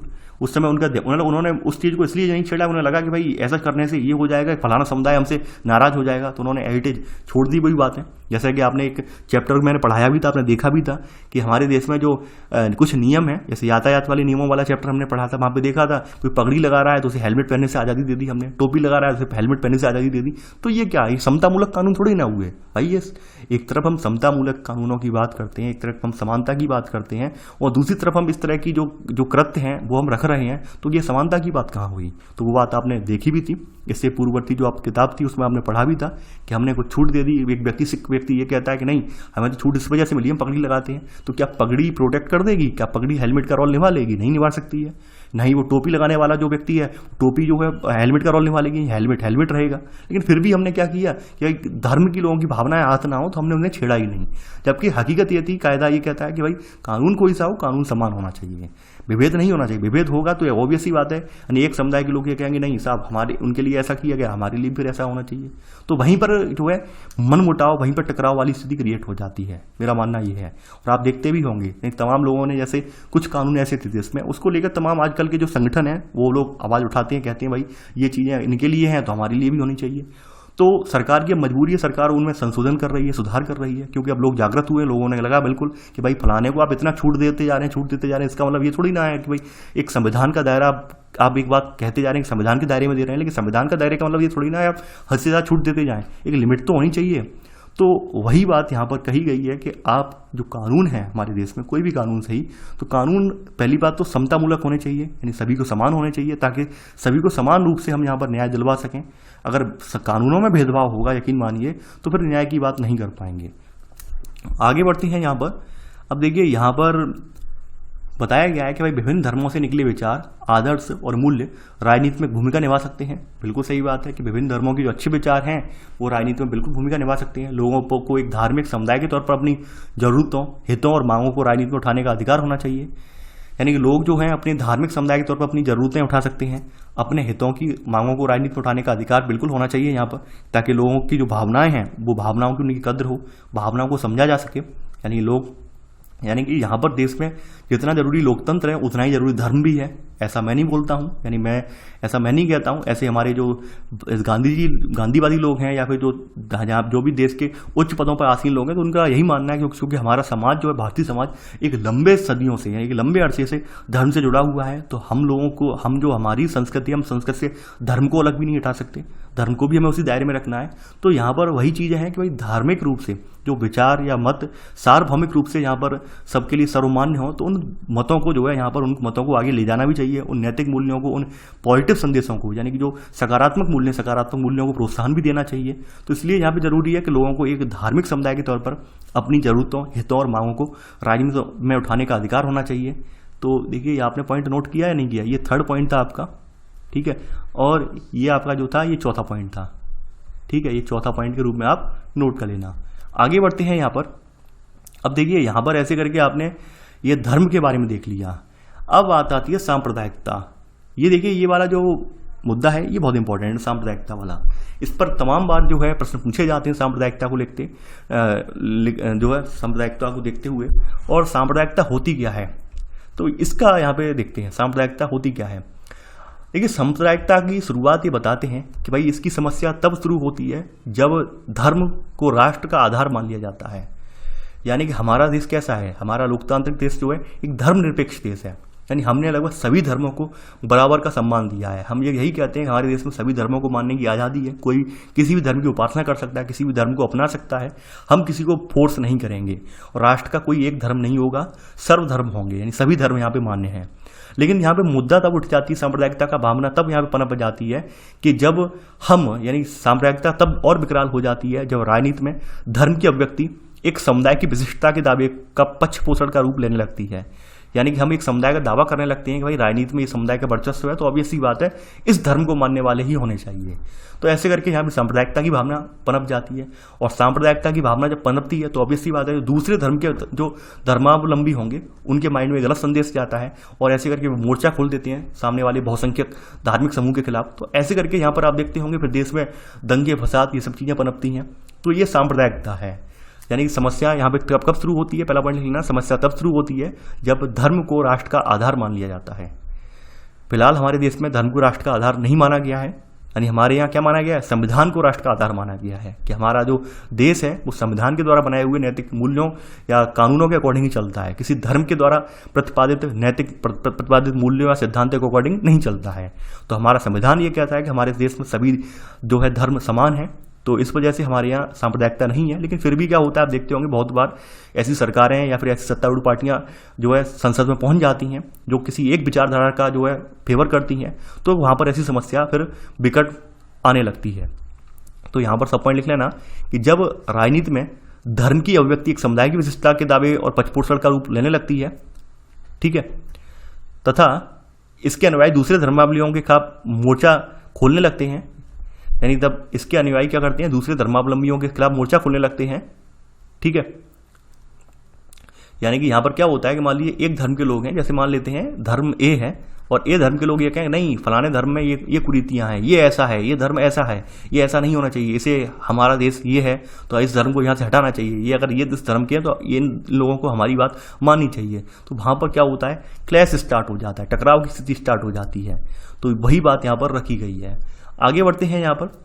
अब यहाँ पर दूसरी बात बताई गई है कि भाई जब राज्य यानी इस प्रक्रिया में जब लोग ये मांग उठाते हैं तो फिर क्या करता है, जब राज्य अपनी सत्ता का इस्तेमाल किसी एक धर्म के पक्ष में करने लगता है तो स्थिति और विकट होने लगती है। यानी राज्य में यानी मौजूदा सरकार जो होती है वो जब किसी का फेवर लेने लगती है, चाहे हिंदू मुस्लिम सिख ईसाई किसी एक को फेवर करने लगती है कि भाई हमारी सरकार इस पार्टी की, हमारे विधायक या सांसद सब इसी पार्टी के हैं और वो उसी पार्टी उसी धर्म को यहाँ पर फेवर करने लगती है, तो समस्या और विकट हो जाती है। यानी ऑब्वियस सी बात है, फिर तो पक्षपात होगा ही होगा, ठीक है। तो यहाँ पर वही बताया गया है सेकंड पॉइंट कि इस प्रक्रिया में जब राज्य अपनी सत्ता का इस्तेमाल किसी एक धर्म के पक्ष में करने लगता है तो स्थिति और यहाँ पे विकट होने लगती है। अब यहाँ पर अगली बात कही गई है कि सांप्रदायिकता राजनीति इस सोच पर आधारित होती है कि धर्म ही सामाजिक समुदाय का निर्माण करता है। इस सांप्रदायिकता की राजनीति की जो बुनियादी सोच है वो इस बात पर निर्भर करती है कि धर्म से ही समाज का निर्माण होता है। धर्म में जो प्रतिपादित नियम है, धर्म में प्रतिपादित जो मूल्य हैं, उन्हीं से एक आदर्श समाज की स्थापना होती है। जब ऐसा मान लिया जाता है तो वाकई में वहाँ पे सांप्रदायिकता का जन्म हो जाता है। और जब हमारा समाज ये मानता है कि जो भी समुदाय है, समुदाय का निर्माण धर्म से नहीं बल्कि संविधान से चल रहा है समुदाय, तो फिर कोई दिक्कत होती नहीं है। और भाई कोई धार्मिक विचारधारा का अगर वहाँ पे कोई प्रतिनिधित्व करने लगता है, धार्मिक विचारधारा को फैलाने लगता है और धार्मिक विचारधारा के आधार पर किसी समाज का समुदाय का निर्माण करने की बात जब करता है तो वो सांप्रदायिकता होती है, ठीक है। तो यहाँ पर सेकेंड का सब पॉइंट आप नोट कर लेना। आगे बढ़ते हैं। अब देखिए वही सब है कि भाई एक खास धर्म में आस्था रखने वाले लोग एक ही समुदाय के होते हैं, उनके होमोलिखित एक जैसे होते हैं, समुदाय के लोगों के आपसी मतभेद भी होते हैं, लेकिन उन्हें पर इतना कोई महत्व नहीं दिया जाता है। वो लोग सब क्योंकि एक ही धर्म से हैं तो लोग क्या कहते हैं, आप फलाने धर्म के हो, हम भी फलाने धर्म के हैं, तो हम केवल अपने धर्म को बचाएंगे। जैसा कि आप देखते होंगे देश में कि यानी लोगों के तमाम मुद्दे होने के बावजूद भी कोई एक घुट्टी पकड़ा दी जाती है, एक ही मुद्दा दिया जाता है कि भाई धर्म खतरे में है आपका। यानी आपके राजनीतिक संगठन जो है अपनी अपनी रोटियां सेकने के लिए बस एक ही चीज कहते हैं कि भाई धर्म खतरे में, हमें धर्म की रक्षा करनी है। तो धर्म और रक्षता वाला जो नारा देकर लोग बढ़ते हैं, तो उस नारे को जैसे ही आगे ले जाते हैं धर्म की रक्षा के लिए, मतलब रक्षा करनी चाहिए धर्म की, तो जैसे ही आगे ले जाते हैं धर्म की में रक्षा करनी है, तो वहीं पर क्या होता है, लोगों के अंदर एक सांप्रदायिकता का जहर पनप चुका होता है। लोग अपने आप को अपने समस्याओं से ज़्यादा धर्म की समस्याओं से जोड़ लेते हैं। जब धर्म की समस्याओं से जोड़ लेते हैं तो ये ऑब्वियस सी बात है, आप लोग सभी लोग जानते होंगे कि सभी धर्म जो हैं, चाहे कोई सा धर्म हो, ऑब्वियस सी बात है किसी ना किसी धर्म से थोड़ा बहुत तो डिफर होता ही होता है। कुछ बातें जो बुनियादी सिद्धांत होते हैं दूसरे धर्म से मैच नहीं करते हैं, तो ऐसे में जब दूसरे धर्म से उनकी बातें सिद्धांत कुछ बातें जो मेल नहीं खाती हैं, तो उन बातों के आधार पर लोग क्या करते हैं, छीटा कसी टीका टिप्पणी स्टार्ट कर देते हैं और तभी वहीं पर क्या होता है, एक संघर्ष की स्थिति क्रिएट हो जाती है। तो यहाँ पर वही बात बताई गई है, यहाँ पर बताई गई है अगली पॉइंट, थर्ड पॉइंट, कि सांप्रदायिक सोच जब ज़्यादा आगे बढ़ती है तो उसमें यह विचार जुड़ने लगता है कि दूसरे धर्मों के अनुयायी एक ही राष्ट्र में समान नागरिक के तौर पर नहीं रह सकते। जैसे आपने देखा भी होगा पाकिस्तान का निर्माण जो हुआ, पूरा पाकिस्तान का किसके लिए हुआ, यानी इस्लाम के रूप में हुआ। तो वहाँ के जो पैरोकार हैं आप देखते होंगे वहाँ पे माइनॉरिटी पे किस तरह का जो है अत्याचार हो रहा है। वो इसलिए हो रहा है अत्याचार क्योंकि उन्होंने ये मान लिया है कि भाई ये पाकिस्तान जो है पूरा इस्लाम का है, इस्लाम का राष्ट्र है, इस्लामिक कंट्री है। तो इस्लामिक कंट्री होने के साथ साथ यहाँ पर किसी और धर्म को तवज्जो नहीं दी जाएगी, किसी और धर्म को प्रायोरिटी नहीं दी जाएगी। तो इसलिए आप देख पा रहे होंगे कि वहाँ पर गैर मुस्लिम समुदाय के व्यक्ति हैं, उनके साथ किस तरह के भेदभाव अत्याचार हो रहे हैं, आप तमाम मीडिया में न्यूज़ में देखते भी होंगे। तो वही सब चीज़ें हैं, यानी कि जब सांप्रदायिक सोच जब ज़्यादा आगे बढ़ जाती है तो फिर यही स्थिति फिर क्रिएट होती है। आगे बढ़ते हैं। अब यहाँ पर बताया गया है यहाँ पर कि यह मान्यता बुनियादी रूप से गलत है। एक धर्म के लोगों के हित और उसकी आकांक्षाएं हर मामले में एक जैसी हों, ये बिल्कुल सही बात है। यानी एक धर्म के लोग एक जैसा सोचते हो, ये बिल्कुल गलत है। हर व्यक्ति कई तरह की भूमिका निभाता है, उसकी हैसियत और पहचान अलग होती है। हर समुदाय में अलग अलग तरह के विचार के लोग होते हैं। यानी हम ये बिल्कुल नहीं कह सकते कि भाई किसी एक विचार के, किसी एक धर्म के लोग हैं उनकी विचारधारा सबकी एक जैसी होगी। यानी हिंदू विचारधारा के लोग हैं तो ऑब्वियस सी बात नहीं है कि हिंदू की विचारधारा की सबकी लोगों के विचार एक ही जैसे होंगे। हो सकता है बहुत से विचार जो ऐसे हों जो हिंदू धर्म के लोग होने के बावजूद अपने धर्म में कुरीतियां ढूंढ रहे हों, अपने धर्म की कुरीतियों पर फोकस करते हों। कुछ लोग ऐसे हों वो पॉजिटिव एस्पेक्ट के तौर पर अपने धर्म की जो यानी अच्छाइयाँ उन पर फोकस करते हों। यानी दोनों तरह के लोग मिलते हैं, हर धर्म में मिलते हैं, चाहे हिंदू हो, मुस्लिम हो, कोई भी धर्म हो, हर धर्म में दोनों तरह के लोग पाए जाते हैं। ठीक है, आगे बढ़ते हैं यहाँ पर। अब देखिए यहाँ पर अगली बात यहाँ पे कही गई है, सांप्रदायिकता की सबसे अभिव्यक्ति दैनंदिन जीवन में देखने को मिलती है। यानी दैनंदिन जीवन का मतलब ये है अपने डेली लाइफ में देखने को मिलती है। इनमें धार्मिक पूर्वाग्रह, धार्मिक समुदायों के बारे में बनी धारणाएं, एक दूसरे को दूसरे धर्मों से श्रेष्ठ मानने की मान्यताएं, ये सब शामिल होती हैं। आप देखते होंगे आजकल फर्जी व्हाट्सअप वगैरह सोशल मीडिया के जरिए लोगों का ब्रेन वॉश किया जाता है कि भाई हमारा देश ये था, हम ये थे, हम वो थे, ऐसा नहीं हुआ होता तो ये हो जाता। ठीक है, तो वो तमाम तरह की भावधारणाएं, तमाम तरह की बातें कही जाती हैं। आप देखते होंगे सोशल मीडिया पे तमाम तरह के मैसेज चलते हैं कि हमारा राष्ट्र ये था, हम ऐसे नहीं रहे होते तो ऐसा नहीं हुआ होता, इतने सालों तक इतने इन्होंने अत्याचार किया, ये किया, वो किया। तो लोग ये समझ बैठते हैं कि भाई ये हम अगर एक जैसे रहे होते तो हमारे यहाँ कुछ नहीं होता। लेकिन अगर आप सोचने वाली बात ये है, सबसे बड़ी इंपॉर्टेंट बात यह है कि वाकई में किसी भी धर्म के अंदर अपने आप में भी बहुत सारी जो है विभेद हैं। यानी ऐसा नहीं है कि हम पूरा राष्ट्र जो है एक धर्म का हो जाए तो राष्ट्र जो सुरक्षित हो जाएगा, यकीन मानिए नहीं हो सकता है। यानी एक धर्म का राष्ट्र होने के बावजूद भी उस धर्म के अंदर भी तमाम जो है कुरीतियां होती हैं, उस धर्म के अंदर भी तमाम चीज़ें जो है बटी हुई होती हैं। जैसा कि आप देखते होंगे, किसी एक धर्म को उठा के देख लीजिए, चाहे हिंदू को उठा के देख लीजिए, चाहे मुस्लिम को उठा के देख लीजिए, सब में अलग अलग पंथ के लोग हैं। यानी हिंदू में अगर देखेंगे तो यहाँ पे बड़ व्यवस्था है। बड़ व्यवस्था की वजह से आप देखते होंगे कि कुछ समुदाय ऐसे हैं जिन्हें वाकई में हिंदू धर्म के होते हुए भी उन्हें समान दर्जा नहीं मिल पाता है। वहीं मुस्लिम धर्म में उठा के देखेंगे तो वहाँ पे शिया सुन्नी वाले जो लफड़े हैं वो कभी शांत नहीं हो पाते, वो मैटर को कभी मिलजुल कर रह ही नहीं पाते। उनके दोनों के धर्म एक ही है लेकिन फिर भी साथ नहीं रह पाते हैं। तो वही बात यहाँ पर है कि सांप्रदायिकता चाहे कितनी भी जो प्रगाढ़ क्यों ना हो, लेकिन वही बात है, लोग जो कहते हैं कि एक धर्म का राष्ट्र बन जाएगा तो हम लोग ज़्यादा सुखी रहेंगे, ऐसा पॉसिबल नहीं है। अगर आप किसी धर्म की गहराई में जाएंगे और किसी धर्म की गहराई तक सोचेंगे, किसी भी धर्म के लोग हों, तो आप खुद को यकीन कर पाएंगे कि जितनी ज़्यादा विविधता होगी हम उतने ही ज़्यादा श्योर और सिक्योर रह पाएंगे। यानी उतने ही ज़्यादा हम अच्छे से अपने आप का जीवन यापन कर पाएंगे। और जितना ही हमारे जो है, मान लीजिए किसी एक कोई धर्म, कोई एक राष्ट्र हो और वहाँ पर एक जैसे ही लोग हों, तो ऑब्वियस सी बात है वहाँ पर हम नवाचार को वहाँ पर बढ़ावा नहीं दे पाएंगे। हम वही कूप मंडूक जैसे रह जाएंगे, कुएं की मंडूक जैसे रह जाएंगे। हम कोई नवाचारी सोच, नया विचार, उसको आगे नहीं बढ़ना, उसका समर्थन नहीं कर पाएंगे। जैसा कि आप देखते होंगे तमाम जो इस्लामिक कंट्री हैं वहाँ पर तमाम जो नए विचार हैं, नए विचारों को वहाँ पर प्रोत्साहन नहीं दिया जाता है। क्यों नहीं दिया जाता है कि भाई वहाँ पर कहीं पर खलीफा का शासन है, कहीं किसी का शासन है, तो वहाँ पर और जो विचारों की बात है, जैसे महिला उत्थान की बात हो तो महिला उत्थान की बात करने वाला ही कोई नहीं है, क्योंकि सब लोग एक धर्म के लोग हैं। उनका मानना यह है कि महिलाएं सदियों से हमारे अंडर में रही हैं, कभी भी अंडर में रहनी चाहिए, तो बात उठती नहीं है। अब भाई विविधतापूर्ण देश होता तो वहाँ पर लोग बात उठा पाते, महिलाएं भी अपनी बात रख पाती। तो ये सब हमें खामियाजा भी देखने को मिलता है। यानी जो लोग ये मानते हैं कि एक धर्म का देश हो, एक धर्म का देश होने पर हमारा देश ज़्यादा सुखी रहेगा, तो मेरा मानना यह नहीं सुखी रह सकता। अगर आप पूरा डीपली एनालिसिस करें, डीपली अध्ययन करें, तो आप पाएंगे कि कोई भी देश जो किसी एक धर्म का हो वो भी सुखी नहीं रह सकता है। ठीक है, आपके सामने जब किसी भी एक देश का एग्जाम्पल उठा के आप देख लेना। तो इसलिए बेटर यही है कि जितनी ज़्यादा विविधता होगी उतना ही ज़्यादा हमारा जीवन जो होगा बेटर होगा, उतना ही हमारे जीवन में एकीकृत होगा और अपने मुद्दों को, अपने बातों को जो है समाज के पटल पर हम रख पाएंगे, संसद के पटल तक हम पहुंचा भी पाएंगे। तो यहाँ पर अगला पॉइंट अब आप नोट कर लेना। यहाँ पर अब देखिए, ये तो आपने बताया, अब आगे बढ़ते हैं। देखिए यहाँ पे कहा गया है सांप्रदायिक सोच अक्सर अपने धार्मिक समुदाय का राजनीतिक प्रभुत्व स्थापित करने की फिराक में रहती है। सांप्रदायिक सोच कोई भी हो, हर बार यही कोशिश करती है कि भाई हम अपनी जो है राजनीतिक सोच है इसको स्थापित कर लें। यानी हम अपनी राजनीतिक पूरी पहुंच है, पैठ है, उसको स्थापित कर लेंगे तो यकीन मानिए हमारा जो राजनीति है वो धर्म के नाम पर चलता रहेगा। धर्म की गुट्टी पिलाते जाएंगे और हर बार वोट लेते जाएंगे। तो चौथा पॉइंट यही है, सांप्रदायिक सोच अक्सर अपने धार्मिक समुदाय का राजनीतिक प्रभुत्व स्थापित करने की फिराक में रहती है। तो वही बात यहाँ पे बताई गई। बहुसंख्यक समुदाय के लोग क्या कहते हैं, बहुसंख्यकवाद का रूप ले लेती है। अल्पसंख्यक समुदाय के सोचते हैं कि भाई हमारे अकॉर्डिंग देश चले, हम अपना राजनीति में धर्म ले आए, अपनी मान्यता ले आए, तो हमारा धर्म को बढ़ावा मिले कैसे भी करके। तो वही सब चीज़ें यहाँ पर आप देख पा रहे होंगे। आगे बढ़ते हैं यहाँ पर। अब देखिए यहाँ पर अगली बात बताई गई है। काफ़ी बार क्या होता है, जो कि अभी आप वर्तमान में देख रहे होंगे, काफ़ी बार ये होता है कि यानी सांप्रदायिक आधार पर राजनीतिक गोलबंदी सांप्रदायिकता का दूसरा रूप ले लेती है। गोलबंदी का मतलब ये है कि भाई सब लोगों का समूहबद्ध करना, यानी कि पूरा एक तुष्टिकरण की राजनीति समझते हैं आप। तुष्टिकरण का मतलब होता है किसी एक मुद्दे पर सभी लोगों का ध्यान एक तरफ आकर्षित कर लेना, एक तरफ खींच लेना, ठीक है, विभाजन वाली राजनीति वाली स्थिति। तो काफी बार क्या होता है कि भाई कुछ कभी बार क्या किया जाता है, इसमें धर्म के पवित्र प्रतीकों, धर्म गुरुओं, भावनात्मक इनके द्वारा भावनात्मक अपील करवाई जाती है। अपने लोगों के मन में डर बैठाने जैसे तरीकों का उपयोग बहुत आम बात किया जाता है। यानी कई बार होता है सामुदायिकता को पनपाने के लिए हम क्या करते हैं, धर्म के पवित्र प्रतीकों का दुहाई देते हैं कि भाई वो हमारा धर्म इस प्रकार का रहा है। धर्म गुरुओं के जरिए हम कोशिश करवाते हैं, धर्म गुरुओं के जरिए लोगों का ब्रेन वॉश करवाने की कोशिश करते हैं, भाई हमारा धर्म खतरे में है, हमें ये करना चाहिए। कुछ लोग सोचते हैं भाई हमारे धर्म के साथ बहुत अत्याचार हो रहा है तो हमें ये करना चाहिए।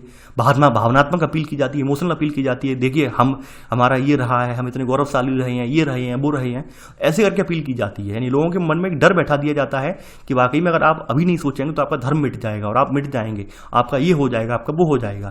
तो ऐसे करके लोग क्या करते हैं, फिर मजबूरी लोगों के माइंड में ये आ जाती है, लोग फिर क्या करते हैं, एकदम वोट देते चले जाते हैं किसी पार्टी, जो पार्टी एक धर्म का समर्थन करती है, उसी धर्म के आधार पर उस पार्टी को ऊपर वोट देते चले जाते हैं। यानी धर्म के नाम पर पार्टियां अपनी रोटियां सेकती हैं और पार्टियां सत्ता में अपनी सरकार चलाती रहती हैं। तो यहां पर लिख लेना, यानी लिख लेना यहां पर सांप्रदायिकता का दूसरा रूप, यानी यहां लिख लेना इसमें पहला 5वां पॉइंट, सांप्रदायिक आधार पर राजनीतिक गोलबंदी सांप्रदायिकता का दूसरा रूप है। इसी में सब पॉइंट, इसमें धर्म के पवित्र प्रतीकों, धर्म गुरुओं, इन सब से ये पूरा पॉइंट यहां से लेकर यहां तक लिखना है सब पॉइंट, ठीक है। तो ये सब अक्सर तरीके अपनाए जाते हैं इनमें। आगे बढ़ते हैं। कई बार सांप्रदायिकता जो वही आप देख रहे हैं दंगों का, हिंसा का रूप ले लेती है। जैसे पाकिस्तान में आप देखी होगी, जब हमारा देश आज़ाद हुआ तो उस समय हिंसा हुई थी, ठीक है, भारत पाकिस्तान बंटवारे के समय खालिस्तान को बनाने को लेकर हिंसा हुई थी 1984, आपको याद होगी, जिसमें जो है पूर्व प्रधानमंत्री इंदिरा गांधी की हत्या कर दी गई। तो इस तरह की जो घटनाएं कब हुई, जब लोगों ने अपने आप को धर्म का ऊपर रख दिया, यानी संविधान से ऊपर धर्म को मान लिया। उनका मानना यह था कि अगर संविधान धर्म नहीं बचेगा तो हम भी नहीं बचेंगे। उन्होंने ये कभी नहीं सोचा कि भाई संविधान जब बना हुआ है तो ऑब्वियस सी बात है संविधान ही ऊपर है, लेकिन नहीं, लोगों ने अपनी जो भावनाएं थी कुछ इस तरह का गोलबंदी वाली जब हमारी करवाई गई धर्म गुरुओं के द्वारा या फिर इन सब लोगों के द्वारा, तो लोगों ने अपनी भावनाएं जो थी वो राजनीति से ऊपर धर्म से जोड़ ली। और ऐसे में फिर क्या हुआ, यहाँ पर आप देख पा रहे हैं सामुदायिक विभाजन, हिंसा, दंगा, नरसंहार, ये सब चीजें फिर घटित हुई। ये बात आप जानते हैं। अगली हेडिंग है धर्मनिरपेक्ष शासन।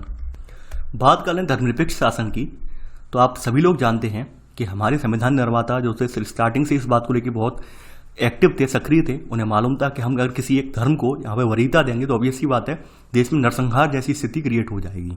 तो इसलिए हमने फिर क्या किया कि भारतीय राज्य ने किसी भी धर्म को राजकीय धर्म के रूप में अंगीकार नहीं किया है। यानी हमने यहाँ पर अपने आप को देश को धर्मनिरपेक्ष देश घोषित किया। हमने किसी धर्म को अपना जो है राष्ट्रीय धर्म नहीं बनाया, सभी धर्मों को यहाँ पे बराबर मान्यता दी।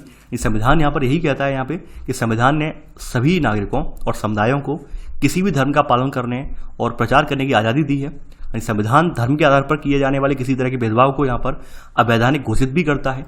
तो हमारे माइंड में ये बात पहले से ही थी, हमारे मस्तिष्क में, हमारे संविधान निर्माताओं के मस्तिष्क में ये विचार पहले से ही था कि जैसे तमाम देश बने हैं, श्रीलंका बौद्ध धर्म के आधार पर बनाए, पाकिस्तान इस्लाम के आधार पर बनाए, इंग्लैंड ईसाई के आधार पर बनाए, तो हम अपने भारत का निर्माण किसी एक धर्म के आधार पर नहीं करेंगे।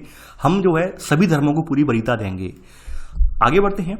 अब देखिए यहाँ पर दूसरी बात यह थी कि भाई इसके साथ ही संविधान ने धार्मिक समुदायों को समानता सुनिश्चित करने के लिए ऐसे मामलों में धार्मिक मामलों में दखल देने का अधिकार दिया। जैसे आपने देखा होगा कि अमेरिका के संविधान में धार्मिक मामलों में दखल देने का अधिकार नहीं है, जबकि भारत में स्थिति ऐसी नहीं है। भारत में कुछ ऐसी परंपराएं हैं जिनसे लगता है कि भाई लोगों के अधिकारों का, लोगों की नैतिकता या लोगों के मानवीय मूल्यों का हनन हो रहा है। तो ऐसे में हमारा संविधान हस्तक्षेप भी करता है, यानी कुछ हद तक हस्तक्षेप भी करता है। जैसे छुआछूत की इजाजत नहीं है हमारे यहाँ, यानी अनटचेबिलिटी का एंड करना है बिल्कुल। ऐसा अगर कोई व्यक्ति अनटचेबिलिटी को बढ़ावा देता है या फिर छुआछूत की भावना को बढ़ावा देता है तो उस पर कानूनी कार्रवाई, विधिक कार्रवाई का भी अधिकार है हमारे यहाँ। तो ये भी बात भी है हमारे यहाँ। तो यहाँ पर आप अगला पॉइंट लिख लेना, यहाँ पे लिख लेना कि संविधान धार्मिक समुदायों में समानता सुनिश्चित करने के लिए शासन को धार्मिक मामलों में दखल देने का इजाजत देता है, जैसे छुआछूत की इजाजत नहीं देता। आगे बढ़ते हैं। अब देखिए यहाँ पर यहाँ पे बताया गया है कि धर्मनिरपेक्षता कुछ पार्टियों या व्यक्तियों की विचारधारा पर नहीं है, यह हमारे संविधान की बुनियाद है। हकीकत बात यह है, किसी पार्टी की विचारधारा नहीं है, किसी एक पार्टी की विचारधारा नहीं है ये, इसमें सभी की सहमति थी। यानी धर्मनिरपेक्ष देश बनाने में हमारे देश के जितने भी क्रांतिकारी, युवा क्रांतिकारी, जो भी क्रांतिकारी थे, उन सभी की यही नीति थी कि देश को धर्मनिरपेक्ष बनाना है, ताकि सभी धर्मों के लोग जो आज़ादी से पहले कंधे से कंधा मिलाकर अंग्रेजों के खिलाफ जिन्होंने संघर्ष किया था, उन सभी को बराबर सम्मान मिल सके और हमारा देश एक धर्मनिरपेक्ष देश बन सके। तो वही बात यहाँ पर कही गई है कि भारत की बुनियादी अवधारणा जो है हमारी, वो धर्मनिरपेक्षता है। तो सांप्रदायिकता हमारी बुनियादी अवधारणा के लिए एक चुनौती है, एक खतरा है। वाकई में सांप्रदायिकता जो है भारत में किसके लिए, यानी ये कुछ लोगों के लिए ही खतरा नहीं है, बल्कि भारत की बुनियादी अवधारणा, यानी कि जो बुनियादी अवधारणा हमारी क्या है, धर्मनिरपेक्षता की अवधारणा हमारी बुनियादी अवधारणा है। तो सांप्रदायिकता का जो जहर है लोगों के मन में जो भरा जाता है, आजकल आप देख पा रहे हो टीवी के माध्यम से, जो है तमाम सोशल मीडिया के माध्यम से तमाम राजनीतिक पार्टियां प्रोपेगेंडा चलाती हैं, फर्जी प्रोपेगेंडा, तो वो कहीं ना कहीं हमारी धर्मनिरपेक्षता के लिए बहुत बड़ा खतरा है। यानी इस तरह की अगर जो चीज़ें अगर लगातार जारी रहेंगी तो यकीन मानिए एक ना एक दिन बड़े संघर्ष जरूर होंगे हमारे देश में। आप देखते भी होंगे काफ़ी बार जो है इस संघर्ष के चलते दंगे होते हैं, दंगे फसाद होते हैं। आप हाल में ही देखते होंगे, अभी हाल में ही कुछ जगहों पर दंगे हुए हैं। तो ये सब चीज़ें आपने देखी होंगी, ठीक है। तो यहाँ पर अगला पॉइंट यहाँ पे आप नोट करेंगे, यहाँ पर आप अब देखिए, यहाँ पे पॉइंट में भूल गया, चौथा पॉइंट है यहाँ पर लिख लेना आप, सांप्रदायिकता भारत में सिर्फ कुछ लोगों के लिए ही खतरा नहीं, बल्कि यह भारत की बुनियादी अवधारणा ब्रैकेट में धर्मनिरपेक्षता के लिए एक चुनौती है, एक खतरा है। बुनियादी अवधारणा हमारी क्या है, धर्मनिरपेक्षता है, ठीक है। यानी ब्रैकेट में लिख लेना इसकी धर्मनिरपेक्षता, ठीक है। आगे बढ़ते हैं। अब देखिए आपने ऐसे करके ये जान लिया कि धर्मनिरपेक्षता के बारे में जान लिया कि हमारे देश में धर्मनिरपेक्ष शासन है, उसकी क्या भूमिका है। तो वही बात कही गई है, हमें अपने दैनिक जीवन में सांप्रदायिक पूर्वाग्रह जो आ रहे हैं, दुष्प्रचार, इनका मुकाबला करना होगा। और धर्म के आधार पर जो गोलबंदी की राजनीति है, इसका भी हमें मुकाबला करने की जरूरत है। धर्म के आधार पर लोगों को जो एक जने इकट्ठा किया जा रहा है, धर्म के आधार पर लोगों को बरगलाया जा रहा है, भ्रमित किया जा रहा है, उससे भी हमें निपटने की जरूरत है। अगली बात कर लेते हैं जाति और राजनीति। देखिए हमारे देश की अगर बात ही देखें तो हमारा देश इसी मामले में एक बहुत बड़ी हमारे यहाँ कुरीति जो है वो जाति व्यवस्था, जो कि सदियों से चली आ रही है। और विश्व के संदर्भ में अगर हम देखें, तो दुनिया भर में जाति व्यवस्था का जो प्रचलन है वो केवल आपको भारत में ही देखने को मिलेगा। भारत से मतलब भारतीय उपमहाद्वीप के जो देश हैं, यानी चाहे वो नेपाल हो, ठीक है, और भी जो नेपाल के अलावा पाकिस्तान वगैरह में है थोड़ा सा, यानी जो भारतीय उपमहाद्वीप से जुड़े हुए देश हैं केवल वहीं पर है, और दुनिया में कहीं भी जाति व्यवस्था नहीं है। यहाँ पर वही बात कही गई जातिगत असमानताओं के बारे में। तो यहाँ पर अगली हेडिंग डाल लेना, जाति और राजनीति, ठीक है। तो यहाँ पर पहला पॉइंट इसमें लिख लेना कि लिंग और धर्म पर आधारित विभाजन तो दुनिया भर में है, पर जाति पर आधारित विभाजन सिर्फ भारतीय समाज में ही देखने को मिलता है। ये हमारे लिए सबसे बड़ी विडंबना है कि जातिगत विभाजन जो है वो क्या है, हमारे समाज में एक बहुत बड़ी विडंबना के रूप में देखने को मिलता है। और ऐसा नहीं है ये अभी का दिन है, यानी ये सदियों से चला आ रहा है। पहले बर्ड व्यवस्था के रूप में था, फिर बर्डों का विभाजन हो गया, बर्ड भी अपने आप में छोटे छोटे समुदायों में, छोटी छोटी जातियों में विभक्त हो गए। वहाँ पर भी एक बर्ड के अंदर भी तमाम जातियाँ बन गई, ठीक है, जातियाँ उपजातियाँ। उनमें से उन्होंने मान लिया कि कुछ जातियाँ बहुत ऊपर हैं, कुछ जातियाँ नीचे हैं, तो उन जातियों के अकॉर्डिंग उन्होंने अपने अपने नियम बना लिए, जैसे आपने देखा होगा, ठीक है। अभी बताया गया कि अधिकतर समाजों में पेशा परिवार की एक पीढ़ी से दूसरी पीढ़ी में जाता है, लेकिन जाति व्यवस्था इसका एक अतिवादी और स्थायी रूप है। यानी कि अधिकतर क्या है, समाजों में मान लीजिए कोई पेशा है, प्रोफेशन है, वो क्या है, एक पीढ़ी से दूसरी पीढ़ी में जाता है पेशा। लेकिन हमारे यहाँ क्या है, जाति व्यवस्था है, यानी कोई एक जाति है, जिस जाति से जुड़ा हुआ व्यक्ति होगा तो अगले जन्म में वह, यानी अगले जन्म से मतलब बोल रहा हूँ मैं यहाँ पर, उसके में जन्म में उस जाति में जन्म लेने वाला बच्चा भी वही पेशा अपनाएगा। कुछ इस तरह की हमारे यहाँ रूढ़िवादिता हैं, कुछ इस तरह की हमारे यहाँ जो परंपराएं चली आ रही हैं, ये जो कि कहीं ना कहीं गलत है। आप देख पा रहे हैं ये, ठीक है। अब बताया गया है यहाँ पर कुछ कुरीतियों के बारे में, इनके बारे में आप अच्छे से जानते हैं कि इसमें पेशा के वंशानुगत विभाजन को रीति रिवाजों की मान्यता प्राप्त है। यानी बिल्कुल सही बात है, यानी कि आप फलानी जाति के हैं तो उसी जाति का पेशा अपनाएंगे। एक जात समूह के लोग एक या मिलते जुलते पेशों के तो होते ही हैं, यानी उनके अलग अलग सामाजिक समुदाय के रूप में भी उन्हें देखा जाता है। उनमें आपस में ही बेटी रोटी अर्थात शादी और खानपान का संबंध होता है, यानी कि एक ही जात के लोगों के बीच बेटी और रोटी का संबंध होता है, शादी और खानपान भी होता है। लेकिन अन्य जातियों के साथ उनका मिल मिलाप नहीं होता है। अन्य जाति समूहों में उनके बच्चों को ना शादी हो सकती है और ना ही महत्वपूर्ण पारिवारिक और सामुदायिक आयोजन हो सकते हैं। तो ये सब चीज़ें आप जानते हैं, यानी कि हमारे यहाँ जो जातिगत विभाजन है, जातिगत आधार पर राजनीति होती है, उसमें ये सब चीज़ें प्रबल आधार पर चलती हैं। यानी कि यहाँ पर क्या चलता है कि भाई वही चलता है कि भाई एक जाति के लोग हैं तो भाई यहाँ पर जो सेम जाति के लोग हैं उनमें विवाह संबंध हो जाएंगे, रोटी बेटी वाला नाता चलेगा, जबकि अलग जाति के लोग हैं उनसे हमारा संबंध नहीं चलेगा। ये सब चीज़ें आप जानते हैं, इन्हें लिखवाने की ज़रूरत है नहीं है, ठीक है। तो यहाँ पर वही बात बताई गई है। आगे बढ़ते हैं। अब देखिए यहाँ पर कहा गया है अगला पॉइंट कि वर्ण व्यवस्था अन्य जाति समूहों से भेदभाव और उन्हें अपने से अलग करने की धारणा पर आधारित है। जो वर्ण व्यवस्था है, जिसमें वर्ण व्यवस्था आप जानते हैं ब्राह्मण, क्षत्रिय, वैश्य, शूद्र, तो ये क्या है, अन्य जाति समूहों से भेदभाव और इन्हें अपने अलग से अलग करने पर धारणा पर आधारित है। इसमें भी एक चीज रखी गई है अंत्यज, जो अंत्यज रखे गए हैं, अंत्यज जातियों के साथ छुआछूत का व्यवहार किया जाता है। अंत्यज का मतलब होता है सबसे निचली पायदान वाली जातियां, तो इनके साथ भेदभाव किया जाता है। और वर्ण व्यवस्था की देन है जो है जाति व्यवस्था है, ठीक है। ये वर्णों में क्या हुआ कि वर्ण व्यवस्था को भी विभाजित कर दिया गया। वर्ण व्यवस्था में भी क्या था, तमाम जातियां बन गई। कुछ जातियां वर्ण व्यवस्था में कुछ ऊंचे पायदान पे पहुंच गई, कुछ यहाँ पे निचले पायदान पे रहीं। तो ऐसे करके यहाँ पे आपने देखा होगा कि ज्योतिबा फुले हो, महात्मा गांधी हो, बी आर अम्बेडकर, पेरियार रामास्वामी नायकर, तो इन्होंने यहाँ पर जो जातिगत भेदभाव है इससे मुक्त समाज बनाने की बात इन्होंने कही, ठीक है, और उसके लिए काम भी किया। यानी कि यही कारण था कि भाई ये तमाम जो समाज सुधारक हुए इन्होंने क्या किया कि भाई ये जातिगत जो काम है, जातिगत पेशा है या जातिगत जो समाज में भेदभाव है इसको मिटाने की बात कही, इसको जो है समतामूलक बनाने के लिए इस पर काम भी किया। तो यहाँ पर थर्ड पॉइंट लिख लेना, थर्ड पॉइंट कि ज्योतिबा फुले, महात्मा गांधी, डॉक्टर अंबेडकर और पेरियार रामास्वामी नायकर जैसे समाज सुधारकों ने जातिगत भेदभाव से मुक्त समाज व्यवस्था बनाने की बात की और उसके लिए काम किया। ये थर्ड पॉइंट आप लिख लेना, ठीक है।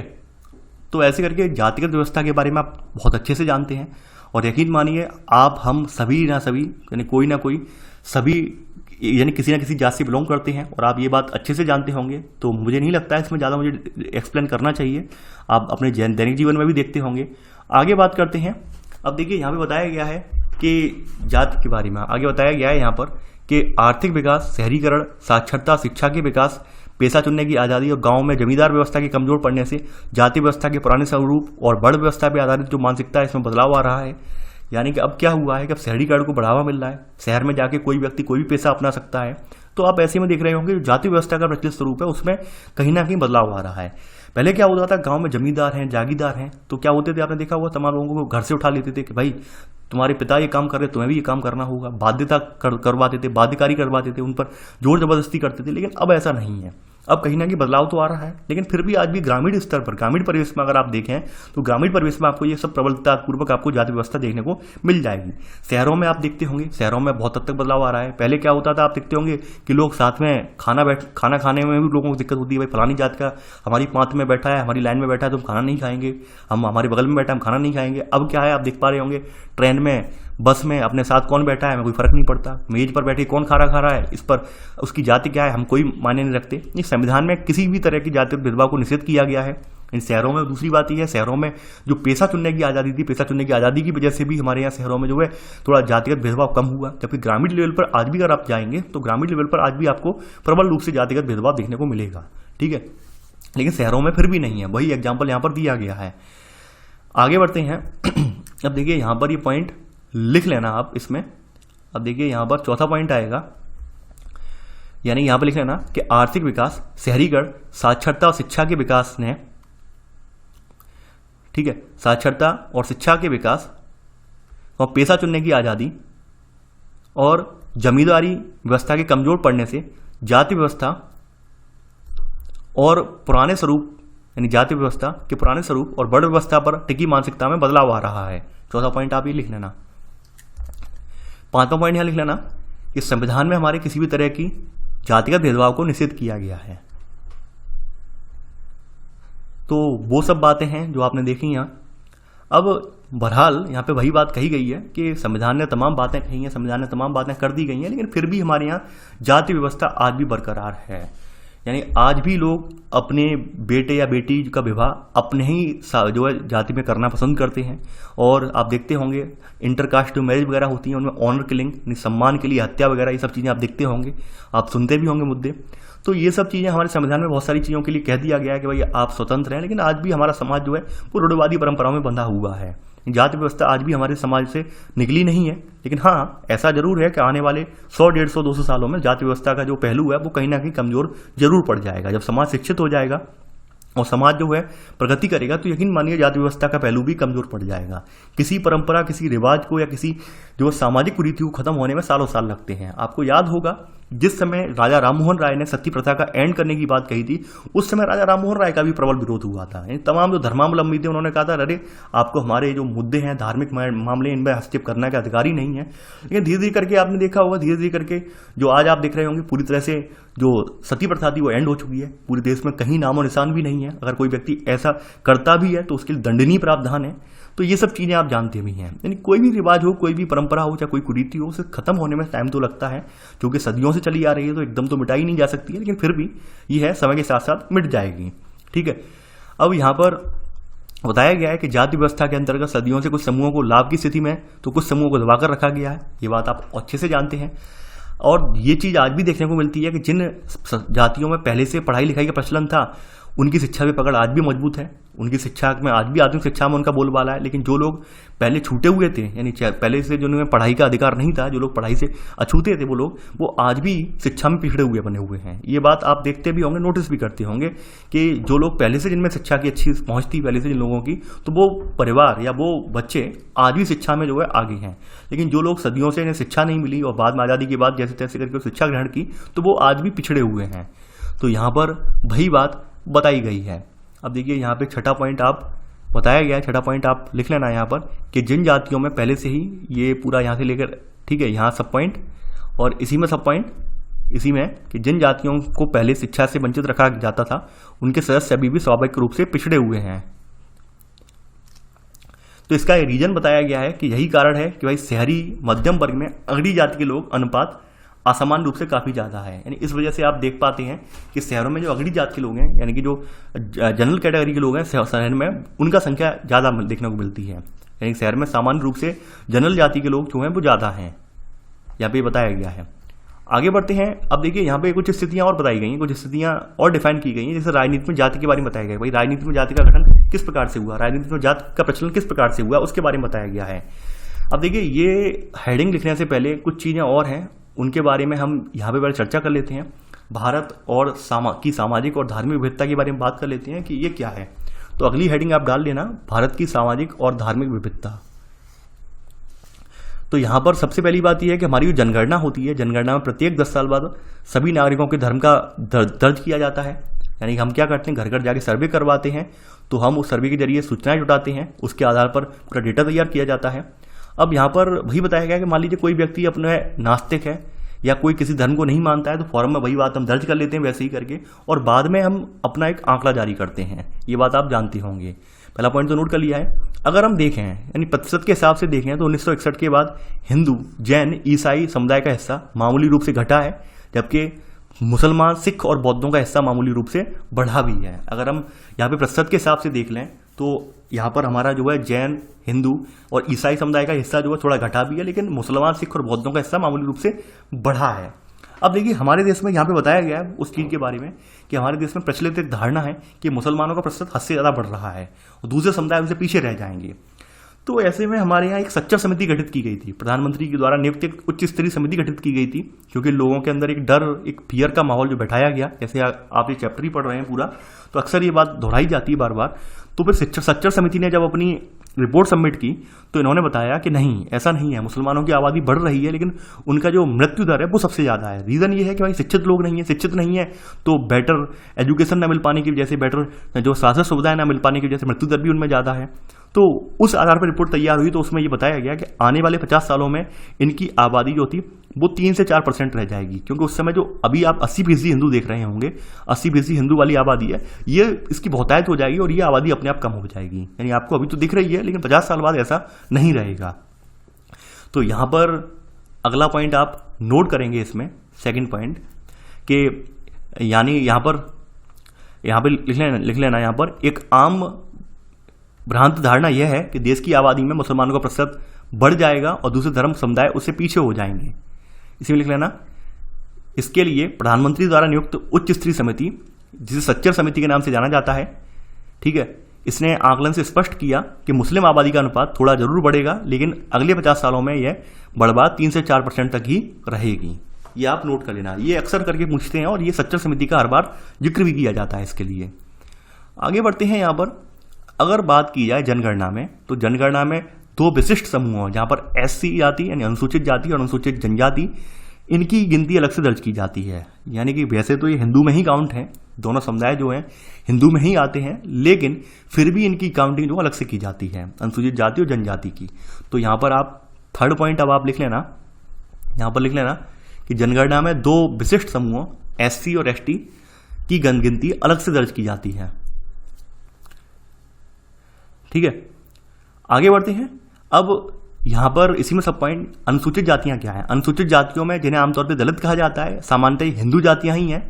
जिन्हें हिंदू सामाजिक व्यवस्था में अछूत माना जाता था वो आज दलित जातियां हैं। ये यहां पे साफ साफ लिखा हुआ है, इसे नोट कर लेना। आगे बढ़ते हैं। अब यहां पर अनुसूचित जातियों में कौन से आते हैं, अनुसूचित जनजातियों में वैसे तो मैं बता चुका हूं हर बार। अनुसूचित जनजातियों में आमतौर पर वो लोग आते हैं जिन्हें आदिवासी कहा जाता था। वे समुदाय जो कि अमूमन रूप से पहाड़ी या जंगलों इलाकों में रहते थे और समाज से इनका मिलजुल नहीं था, उन्हें यहां पर हमने किस में रख दिया, अनुसूचित जनजातियों में रख दिया। यहां पर आप इसमें नोट कर लेना। इसी में अगला सब पॉइंट है, थर्ड सब पॉइंट। सन 2011 में जो देश की आबादी हुई है, देश की आबादी का जो जनगणना हुई है, उसमें अनुसूचित जातियों का हिस्सा लगभग जो है पूरी जनसंख्या का 16.6% है। वहीं अनुसूचित जनजातियां जो है लगभग 8.6% अनुसूचित जनजातियां हैं। ये आप नोट कर लेना। इसके अलावा सबसे इंपॉर्टेंट बात यह है कि हमारे यहाँ जनगणना जब होती है तो ओबीसी की काउंटिंग नहीं होती अलग से। यानी जनगणना में अभी तक अन्य पिछड़ी जातियों की गिनती नहीं की जाती है। ये जनगणना की खास बात है। लेकिन फिर भी हमारे यहाँ जो राष्ट्रीय नमूना सर्वेक्षण है, इसने सन 2004-05 में एक आंकड़ा प्रस्तुत किया। इसके अकॉर्डिंग इसने ओबीसी जातियों का एक अनुमान लगाया। यानी राष्ट्रीय नमूना सर्वेक्षण ने सन 2004-05 में अनुमान लगाया कि आबादी ओबीसी की जो है, यानी अन्य पिछड़ी जातियां जो है, इनकी आबादी देश में जो 41% के करीब है।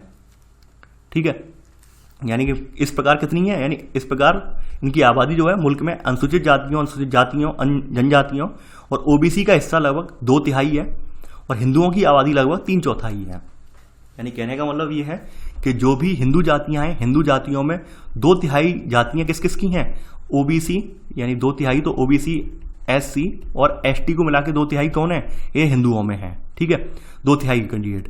वहीं अगर बात की जाए हिंदुओं की आबादी की बात की जाए तो 3/4 आबादी जो है, यानी कि अपने यहाँ अपने देश में, वो किसकी है, हिंदुओं की है। यानी लगभग मोर देन 75% आबादी किसकी है, हिंदुओं की है। ये बात यहाँ पे निकल के आई।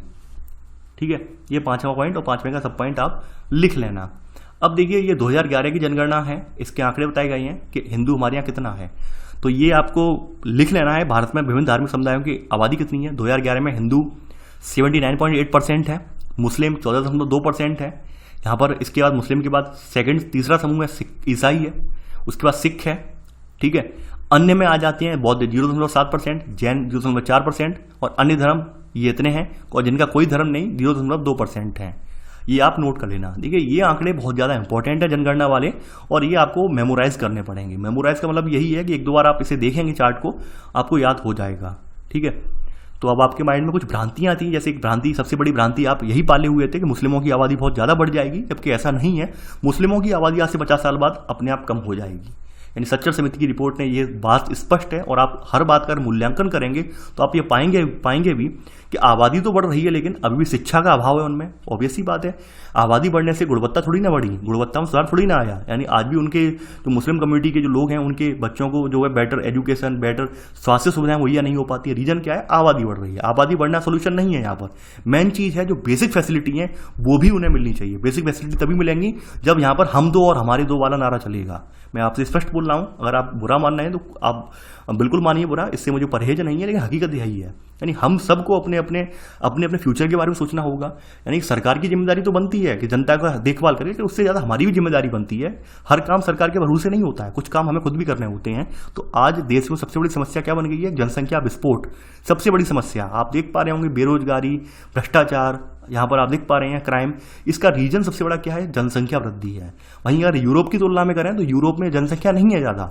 यूरोप में जितनी जनसंख्या है उतने सारे लोग कामों में लगे हुए हैं, व्यस्त हैं, तो इसलिए वहाँ पे अपराध की दर भी बहुत कम है। हमारे यहाँ क्या है भाई, बेरोजगारी बहुत ज़्यादा है, और बहुत सारी चीज़ों की वजह से हम लोग जो है रोजगार के अवसर हमारे यहाँ सीमित हैं। इस वजह से आप देख पा रहे होंगे हमारे भ्रष्टाचार भी ज़्यादा है, क्राइम भी ज़्यादा है।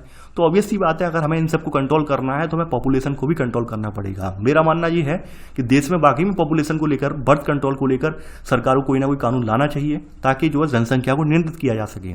ठीक है, क्योंकि यहाँ पर जो अनियंत्रित जनसंख्या जो है, यकीन मानिए ये देश की विकास में कहीं ना कहीं बाधा साबित होगी है। ये देश को आगे नहीं बढ़ने देगी, देश के विकास में बाधा साबित होगी। और आप देख पा रहे होंगे, जैसे वर्तमान में आपने देखा भी होगा कि तमाम जगह आप जो है बेसिक फैसिलिटी नहीं मिल पा रही लोगों को। रीजन यही है, विशाल देश है, जनसंख्या पे कंट्रोल है नहीं लोगों का। लोगों को लगता है भाई सरकार को करनी चाहिए, लेकिन सरकार से ज़्यादा इसमें जब तक हम लोग पार्टिसिपेट नहीं करेंगे तब तक हम कुछ नहीं कर पाएंगे। सरकार चाहे कोई भी आती रहे जाती रहे, कांग्रेस आए, बीजेपी आए, फिर से कांग्रेस आ जाए, इन सबसे सोल्यूशन नहीं निकलेगा। इसमें हम सबको एक्टिव रूप से यहाँ पे सोचना पड़ेगा। आप खुद सोचिए, आज से 2 साल पहले या 10 साल पहले आपके पिताजी पे 10 बीघा जमीन थी, अब पिताजी के 4 बेटे हो गए, अब यहाँ पे 2.5 बीघा जमीन रह गई। तो ऑब्वियस सी बात है, अब 4 के फिर से 4 हो गए, अब 2.5 बीघा को किस हिसाब से डिवाइड करोगे।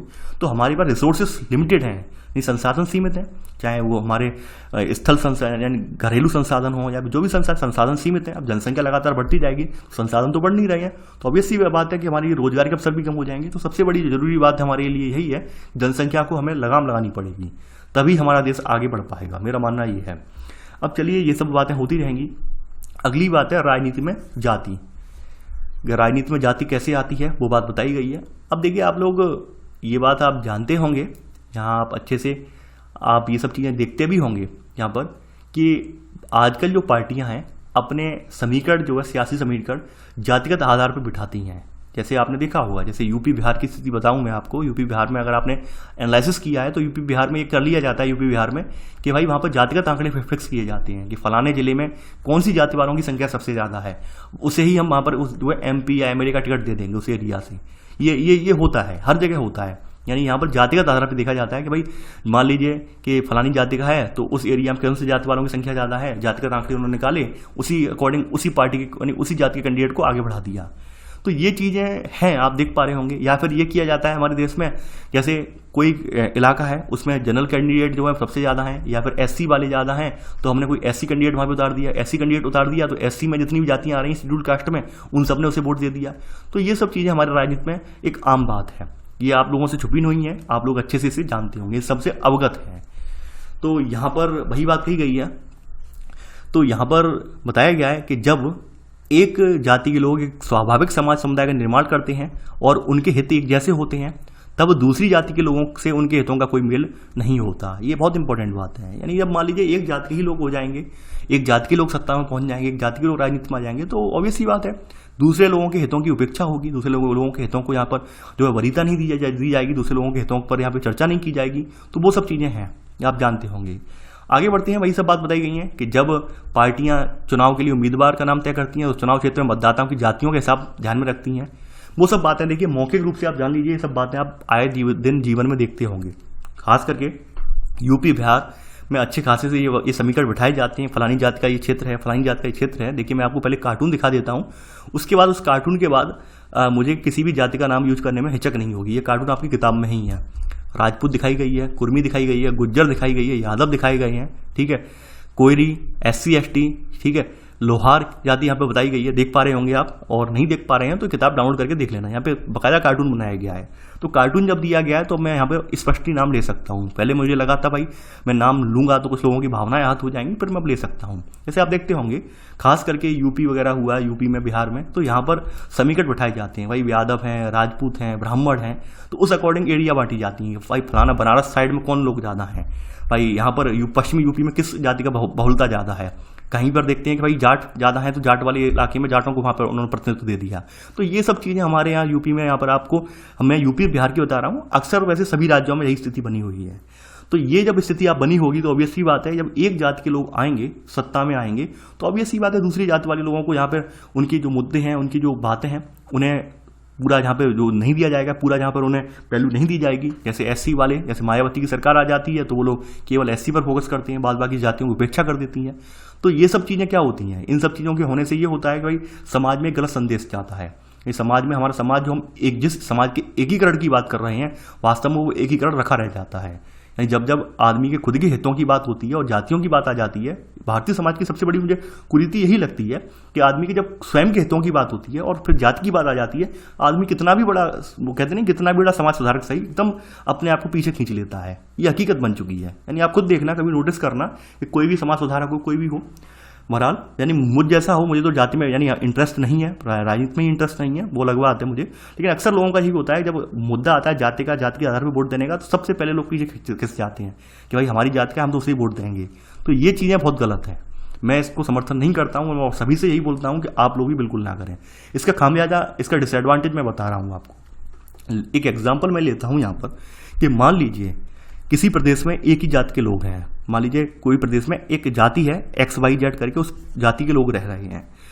सपोज दैट यही लोग सत्ता में भी हैं, यानी संसद वगैरह में यही लोग विराजमान हैं, ठीक है। अब यहाँ पर इस जाति में ही किसी महिला के साथ, इस जाति में ही किसी व्यक्ति के साथ, किसी परिवार के साथ इसी जाति के किसी व्यक्ति ने अन्याय किया, मान लीजिए किसी व्यक्ति के साथ मर्डर हो जाता है या फिर कोई और घटना घटित हो जाती है, तो क्या होगा? तो क्या ये सेम जाति के लोग हैं अपनी जाति के लोगों को दंडित कर पाएंगे? नहीं कर पाएंगे। और ये देखने को भी मिलता है, आपने देखा होगा यूपी में तमाम जो सरकारें रहीं, उन सरकारों में चाहे वो किसी भी एक जाति विशेष की सरकारें रहीं, जब उसी जाति विशेष के लोगों को, उसी जाति विशेष के लोगों ने अत्याचार किया, तो वाकई में जो जिस जाति की सरकार थी, उन जाति की सरकार के लोगों की बात नहीं सुनी गई। ये देखने को मिलता है। यानी कि जब सेम जाति की सरकार होगी या सेम धर्म की सरकार होगी, तो हर जगह यही समस्याएं पनपती हैं। यानी किसी एक जाति पर जब जो कोई भी अत्याचार होता है और मान लीजिए वो जाति, वो व्यक्ति जो है उसका पैसे में पहुंच ज़्यादा है या फिर सत्ता में पहुंच ज़्यादा है, तो ऑब्वियस सी बात है और जाति के जो लोग होते हैं वो पीछे हट जाते हैं, अपनी जाति के लोग भी पीछे हट जाते हैं, कहते हैं कोई बात नहीं, सुलहनामा कर लो। तो ये कहीं ना कहीं स्थिति बहुत गलत है। आप खुद सोच के देखिए, कुछ इमेजिन कीजिए। यानी ये मेरे आंखों के सामने देखी हुई घटनाएं हैं। यानी हमने एक देखा था, हम जो है उस समय, अब मैं सरकार का नाम नहीं लूंगा, तो वहाँ पर वही हुआ था भाई। सरकार जो थी, एक जाति विशेष की सरकार थी, उसी पार्टी के जो थे एक नेता थे बहुत बड़े, उन्होंने उसी पार्टी के नेता थे, लेकिन उन्होंने ज़्यादातर जो भूमि अधिग्रहण कर लिया। भूमि अधिग्रहण करने पर पता चला कि भाई उसी जात के लोग हैं, आवाज़ उठा ही नहीं पाए लोग, क्योंकि उनसे ये कह दिया गया अरे तुम्हारी जात की तो है ये। लेकिन लोगों को पता है भाई उनकी जिसकी ज़मीन चली गई, जिसका खेती की, जिसकी आजीविका का पूरा पूरा चला गया, जीवन चला गया, उससे पूछो उसका दर्द क्या है।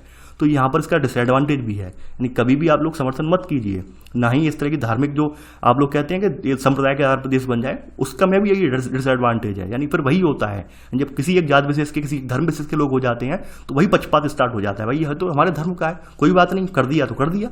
तो वहाँ पर न्याय की बात हम नहीं कर पाते हैं फिर। तो सबसे बड़ी यहाँ पर खामी यही होती है यहाँ पर, जैसा कि मैंने एग्जाम्पल देके आपको समझाया भी है। तो चलिए आगे बढ़ते हैं। तो ये तो सियासी समीकरण तो सभी बैठाते हैं, ये बात तो आपने देख ली। आगे बढ़ते हैं यहाँ पर। अब यहाँ पर जातिगत भावनाओं को उकसाया जाता है, यानी जातिगत भावनाओं भी उकसाई जाती हैं। चलिए पहले नोट डाउन करते जाते हैं।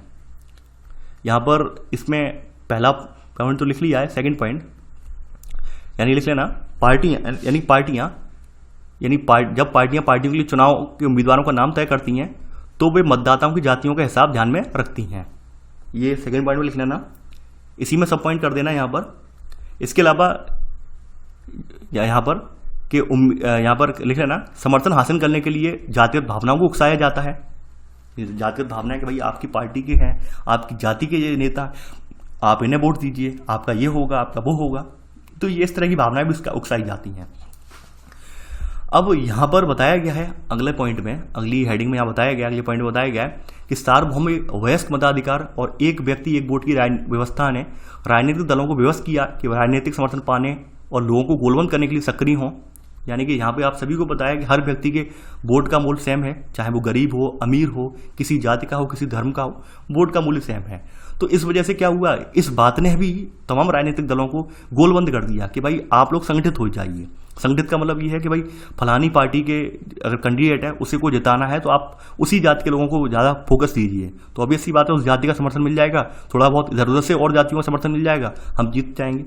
यानी आप तमाम जगह देखते होंगे, तमाम सीटों पर देखते होंगे, तमाम चुनाव इसी समीकरण से जीते जाते हैं। वो केवल जातिगत आंकड़े उठा के देखते हैं, भाई फलानी जाति का क्षेत्र है, कि भाई फलानी जाति का ये क्षेत्र है, इस क्षेत्र में हम ये कैंडिडेट उतार देते हैं, तो इस कैंडिडेट को ये जातियां समर्थन दे देंगे, ओबीसी में से ये जातियां दे देंगी। यानी कुछ जगहों पर जहाँ पे जाति का समीकरण सही नहीं बैठता है, फिर वहाँ पर जनरल ओबीसी कार्ड खेल लिया जाता है। जनरल ओबीसी के तहत वो देख लिया जाता है कि जनरल में कितनी कास्टें आ रही हैं, जनरल वाले तो ओबीसी वाले सब लोग वोट दे ही देंगे, ओबीसी वाले कितने हैं, ओबीसी वाले वोट दे देंगे, ऐसे करके। तो ऐसे करके लोग अपने जो है यहाँ पे जुगलबंदी बना लेते हैं। तो यहाँ पर बताया गया है कि राजनीति में जाति पर जोर देने के कारण कई बार यह धारणा बन जाती है कि चुनाव जातियों का खेल है और कुछ और नहीं है। ये बात आप सब जानते हैं, और ये खास करके विधानसभा चुनाव में ये बात देखने को मिलती भी है। विधानसभा चुनाव में ये चीज़ें सबसे ज़्यादा सक्रिय रहती हैं। ठीक है, जातिगत आधार पर चुनाव होना एक सक्रिय बात रहती है। इसके अलावा यहाँ बताया गया है कि भाई देश के किसी भी एक संसदीय चुनाव क्षेत्र में अगर हम देखें तो एक जाति के लिए लोगों का बहुमत नहीं है, इसलिए हर पार्टी और उम्मीदवार को चुनाव जीतने के लिए जाति और समुदाय से ज़्यादा लोगों को भरोसा हासिल करना पड़ता है। यानी हमारे देश में अगर देखा जाए तो कहीं भी किसी एक जाति का बहुमत नहीं है अगर देखा जाए अमूमन जनरली, लेकिन फिर भी क्या करते हैं तब हम वहाँ पर भाई यही वाला कार्ड खेलते हैं, जनरल ओबीसी SC ST वाला। तो यहाँ पर बताया गया है, अगला पॉइंट आपने यहाँ पे नोट कर लिया वो सेकंड का सब पॉइंट। अब देखिए ये कुछ पॉइंट जो है वो स्किप करवाऊंगा, मैं स्किप इसलिए करवाऊंगा क्योंकि वो बात आम बात जो है वो आप लोग जानते हैं अच्छे से। तो थर्ड पॉइंट अब आप यहाँ पे नोट करें ना कि कोई भी पार्टी किसी एक जाति या समुदाय के सभी लोगों का वोट हासिल नहीं कर सकती है, और जब लोग किसी जाति विशेष को किसी एक पार्टी का वोट बैंक कहते हैं तो इसका मतलब क्या है, इसका मतलब है कि उस जाति के ज़्यादातर लोग उसी पार्टी को वोट देते हैं। जैसे आपने कहते नहीं होंगे ये यूपी में होता है, ये सपा का वोट बैंक है, ये बसपा का वोट बैंक है, ठीक है। तो वोट बैंक से अभिप्राय क्या होता है कि फलानी जाति के लोग हैं और वो जातिगत जो लोग हैं वो फलानी पार्टी को ही वोट देंगे, तो वो वोट बैंक कहा जाता है। वो क्या कहा जाता है, वो वोट बैंक बोला जाता है। ये बात आप जानते होंगे। आगे बढ़ते हैं। अब देखिए यहाँ बताया गया किसी चुनाव क्षेत्र में एक जाति के लोगों का प्रभुत्व माना जा रहा हो तो अनेक पार्टियों को उसी जाति का उम्मीदवार खड़ा करने से कोई नहीं रोक सकता है। यानी कि बताया गया है कि भाई एक किसी चुनाव क्षेत्र में एक जाति के लोगों का प्रभुत्व ज़्यादा हो तो वहाँ पर अनेक पार्टियों को उसी जाति का उम्मीदवार खड़ा करने से कोई नहीं रोक सकता। यानी अनेक पार्टियां क्या कोशिश करती हैं कि भाई उसी का कास्ट का उम्मीदवार आए। मान लीजिए कोई क्षेत्र राजपूत वाला क्षेत्र है तो पार्टियां कोशिश करेंगी यहाँ पर कोई राजपूत तो उम्मीदवारियों मैदान में उतार दें ताकि राजपूत लोगों का समर्थन मिल जाए और ये जीत हो जाए। यानी ये जीत जाएगा तो हमारी पार्टी जीत जाएगी। तो ये फिर सब चीज़ें होती हैं। तो थर्ड पॉइंट तो आपने नोट लिया, थर्ड का सब पॉइंट नोट कर लिया। आगे बढ़ते हैं यहाँ पर। अब देखिए यहाँ पर कहा गया है अगला पॉइंट, हमारे देश में सत्तारूढ़ दल वर्तमान सांसदों और विधायकों को अक्सर हार का सामना भी करना पड़ता है। तो अगर जातियां और समुदाय राजनीति पसंद एक ही होती तो एक ऐसा संभव नहीं हो पाता। यानी अगर जातियों और समुदायों की राजनीति पसंद एक ही होती, मान लीजिए राजनीतिक समुदाय जो है वो अपनी अपनी जातियों का फेवर करते तो हार जीत नहीं हो पाती। लेकिन फिर भी हार जीत तो छोड़ो, यहाँ पर समीकरण काफ़ी बार फिट बैठते हैं, और काफ़ी बार नहीं मोस्टली फिट बैठते हैं। यानी वो एक अलग बात है, अपवाद स्वरूप बात है। यानी कि अब क्या हुआ कि भाई कुछ पहले जातिगत राजनीति फिर धार्मिक राजनीति का बोलबाला हो गया, तो अभी वाला जो परिवेश चल रहा है वो धार्मिक राजनीति वाला चल रहा है। यानी पहले क्या था, जातिगत राजनीति खूब चली, अब धार्मिक वाला चल रहा है कि धर्म के आधार पर लोगों को डरा धमका के कि आपका धर्म ये हो जाएगा वो हो जाएगा। तो यहाँ पर यानी कहने का मतलब यह राजनेताओं ने हर हथकंडे अपनाए हैं जीतने के लिए। ऐसा नहीं है कि कोई हथकंडे छोड़ दिए हों, हर हथकंडे को अपनाया है। अब देखिए यहाँ पर ऐसा भी नहीं है, यहाँ पे एक बात स्पष्ट और की गई है कि भाई लोग अपनी जाति के लोगों को वोट देते हों। कुछ चीज़ों में को लेकर एक जाति या समुदाय के भीतर भी अमीर और गरीब लोग होते हैं और उनके हित जो है वो अलग अलग होते हैं। यानी गरीब लोग सोचते हैं कि भाई हमारे हित ऐसे लोग ऐसे पार्टी को वोट दें जिससे कि हमारा भला हो, यानी हमारे हितों की बात उठाए। तो यहाँ पर ये भी जरूरी नहीं है कि भाई जाति में एक जाति तो सभी जो एक जाति के लोग जो हैं अपनी ही जाति के लोगों को वोट देंगे, ऐसा भी जरूरी नहीं है। एक चीज़ ये भी देखने को मिलती है कि एक जाति में जो अमीर गरीब होते हैं तो इनके भी हित अलग अलग होते हैं। तो चौथा पॉइंट लिख लेना, एक जाति या समुदाय के भीतर भी अमीर और गरीब लोगों के लिए हित अलग अलग होते हैं। इसी में सब पॉइंट, एक ही समुदाय के अमीर और गरीब लोग अक्सर अलग अलग पार्टियों को वोट देते हैं। चलिए आगे बढ़ते हैं यहाँ पर। अब देखिए यहाँ पर अगली हेडिंग है, यहाँ पर यह है जाति के अंदर राजनीति। अब देखिए यहाँ पर राजनीति में जातियों की भूमिका क्या है, इसका यह मतलब नहीं है जाति और राजनीति में बीच सिर्फ एक तरफा संबंध हो। यानी कि यहाँ पर वही सब बताई गई है, यही मंथन किया गया है कि जाति के अंदर राजनीति किस तरह से होती है, यानी एक जातियों के मध्य भी राजनीति कैसे होती है। अब तक तो आपने राजनीति के अंदर जाति देखी, अब जाति के अंदर राजनीति कैसे काम करती है वो हम देखेंगे। तो यहाँ पर कहा गया है कि राजनीति भी जातियों के राजनीति के अखाड़े में लाकर जाति व्यवस्था और ये सब चीज़ें जो हैं जाति व्यवस्था और जातिगत पहचान को प्रभावित करती है।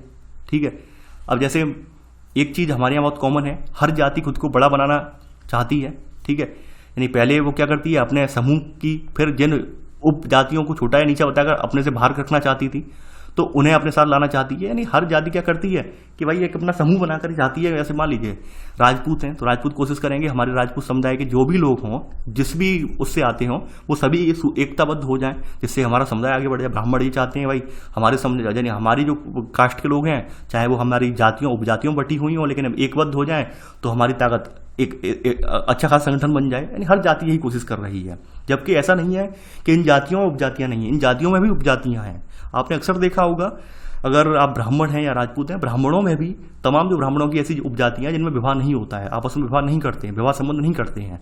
अगर जहाँ तक मुझे मालूम है, जहाँ तक मैंने देखा है, तो विवाह नहीं करते हैं।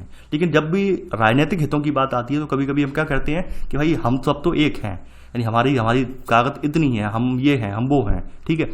अगली बात बताई गई है कि एक जाति अपने दम पर सत्ता कब्जा नहीं कर सकती, इसलिए वह ताकत पाने के लिए दूसरी जातियों को उकसाती है। जैसे मैंने बताया था कि एससी में क्या होता है कि भाई एससी में कोई एक कास्ट तो आती नहीं है, तो एससी में करके तमाम कास्टों को जो है जोड़ा जाता है कि आप सभी सदियों से आपके साथ अत्याचार हुआ है, ये हुआ है, तो ऐसे करके एससी में जो 50-60 कास्टें हैं वो सभी कास्टें पर आ जाती हैं। वो कहती हैं नहीं, हम अपने वोट एससी को ही देंगे, ठीक है।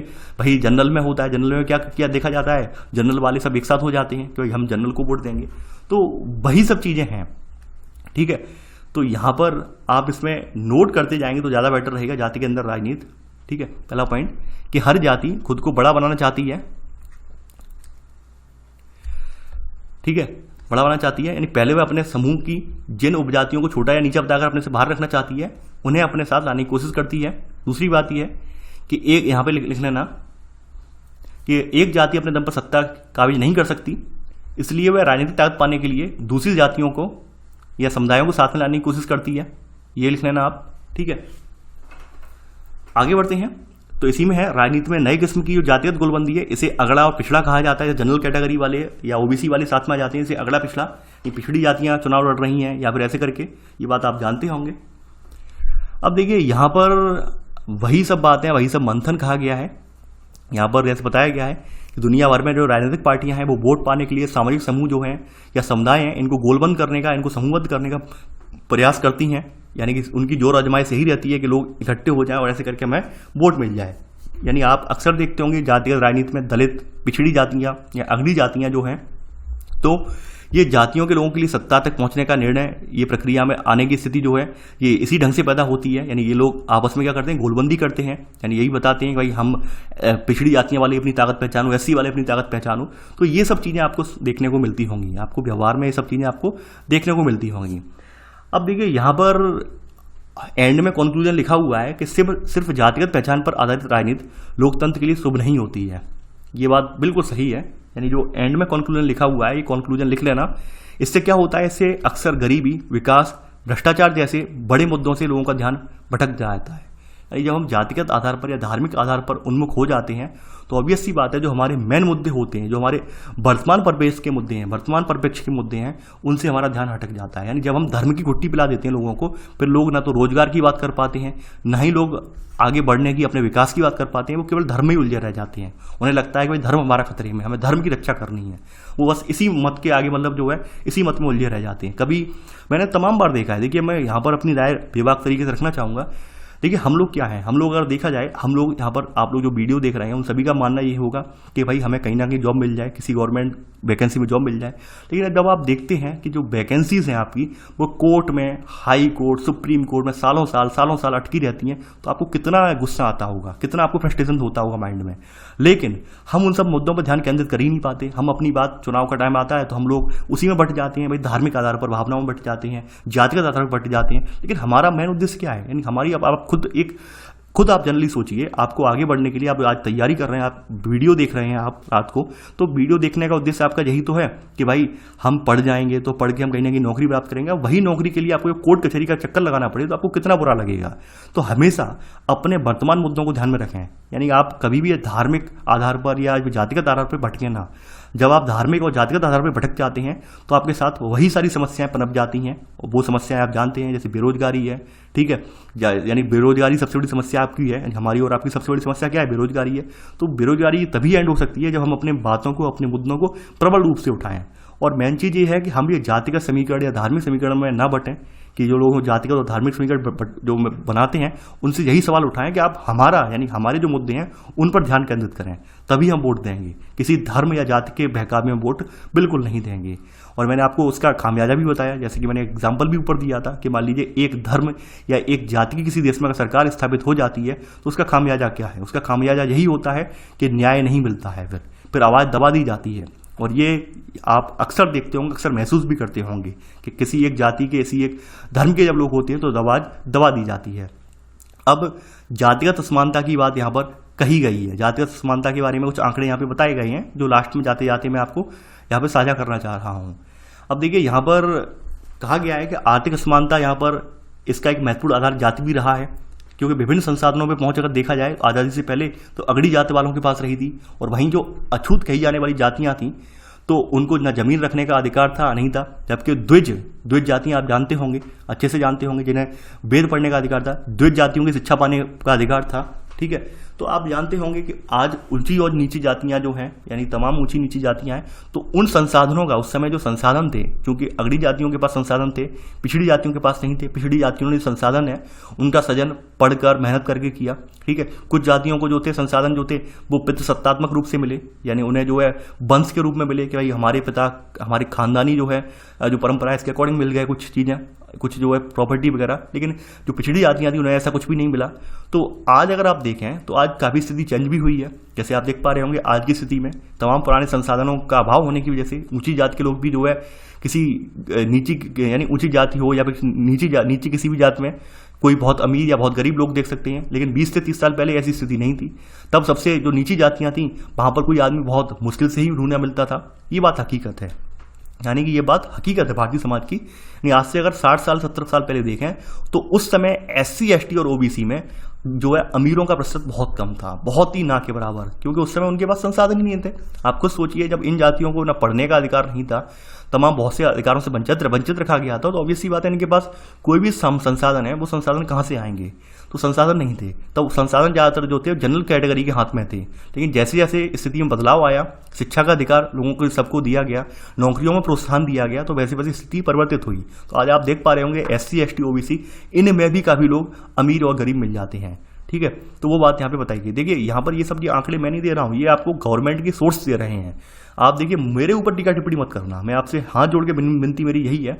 मेरा यहाँ पे कोई पर्सनल ओपिनियन नहीं है, यहाँ पर सारी ओपिनियन जो है वो आपके इस किताब को ध्यान में रखते हुए हैं। यानी कोई व्यक्ति ये कहे कि सर आप फलानी जात से हो सकते हैं, फलानी जात से हो सकते हैं, ये चीज़ें मुझे बहुत ही बुरी लगती हैं।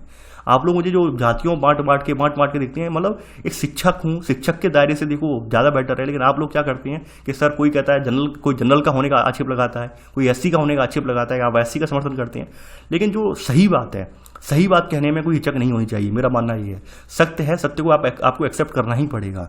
तो आप लोग मुझ पर पक्षपात का आरोप ना लगाएं। अगर आपकी कोई भावनाएं हैं, आहत भी हो रही हैं, तो आप NCERT वालों से सवाल पूछें कि आप लोगों ने ये टॉपिक क्यों रखा, क्यों ये बातें कहीं, उनसे पूछें, ना कि मुझसे। ये बात मैं पहले स्पष्ट कर दे रहा हूँ। क्या होता है, काफ़ी बार क्या होता है, आप फ्रस्ट्रेशन में आके मुझे उल्टा सीधा बोल देते हो, फिर मजबूरी ये होती है भाई, फिर मैं जवाब दे दूंगा तो भी आप नाराज हो जाओगे, इसलिए मैं साइलेंट रहता हूँ फिर वहाँ पे। तो इसलिए मुझ पर फ्रस्ट्रेशन ना निकालें। आपकी जो भी भावनाएं हैं, मेरे पास जो भी यहाँ पर वैलिड तथ्य थे वो मैंने आपके सामने साझा कर दिए हैं। आगे बढ़ते हैं। अब यहाँ पर बताया गया है कि आज सभी जातियों में अमीर लोग हैं। यहाँ भी ऊंची जाति वालों का अनुपात बहुत ज़्यादा है और निचली जातियों का बहुत कम है। यानी अमीरों में अगर देखें तो आज भी हाई कास्ट वाले जो अमीर हैं, उच्च जातियों वाले अमीर हैं, उनकी संख्या ज़्यादा है। ये आपकी NCERT बोल रही है, मैं नहीं बोल रहा हूँ। ठीक है, देखिए ये सब जो तथ्य हैं केवल मौखिक रूप से आप याद कर लीजिए, लिए लिखने की जरूरत नहीं है मेरे हिसाब से। ये सब चीज़ें आप जानते हैं। अक्सर अगर मान लीजिए कोई OBC या SC का कैंडिडेट होगा, वो सब बातें ये जानता होगा, अच्छे से जानता होगा। और नहीं जानता होगा तो आज आप देखते भी होंगे, यानी तमाम लोगों को क्या था, देश में जमींदारी होने की वजह से इनके पास पहले से 100 बीघा जमीन थी इनके बाप दादा के पास, तो उन्हें उनकी वो जमीन मिल गई। ठीक है, बस यानी उन्हें जो है उनकी जमीन मिल गई यहाँ पर। तो जमीन मिलने की वजह से वो लोग पहले से धनी हो गए। ठीक है, बहुत सारे लोग जो होते हैं जिनके पास पहले कोई धनी जो जमीन वगैरह नहीं थी या फिर पढ़ने तक का अधिकार नहीं था, ऑब्वियसली बात है उनके पास संसाधन नहीं थे, तो गरीब थे। जब शिक्षा का अधिकार मिला या फिर और नौकरियों वगैरह प्रोत्साहन मिला, तो लोगों ने ऐसे करके धीरे धीरे करके अपने संसाधनों को इकट्ठा किया, अर्जित कर लिया। आज वो लोग भी अमीर हो गए जो कभी बहुत ज़्यादा गरीब थे। तो वो सब चीज़ आप देख पा रहे होंगे। आगे बढ़ते हैं। अब देखते यहाँ पे बताया गया है कि गरीबी रेखा के नीचे बसर करने वाले का प्रतिशत बताया गया अनुपात कि भाई SC जातियाँ कितनी हैं ग्रामीण स्तर पर। ये आप यहाँ पे नोट डाउन कर लेना, ये आप नोट डाउन करेंगे तो ज़्यादा बेटर रहेगा। अब देखिए हमारे यहाँ अगर जातीय समुदाय के अकॉर्डिंग देखें तो ग्रामीण स्तर पर जो शेड्यूल कास्ट के लोग हैं, SC जातियों के लोग हैं, उनका परसेंट बहुत ज़्यादा है गरीबी रेखा से नीचे, 45.8%। शहरों में SC जातियों के 35.6% लोग निवास कर रहे हैं। यानी कि सॉरी ST जातियाँ हैं, SC नहीं है, ये अनुसूचित जनजातियों की बात हो रही है।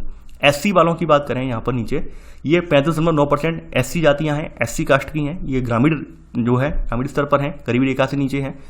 शहरों में 38.3% हैं। OBC जातियाँ ग्रामीण स्तर पर 27% पिछड़ी हुई हैं, शहरों में ज़्यादा पिछड़ी हुई हैं।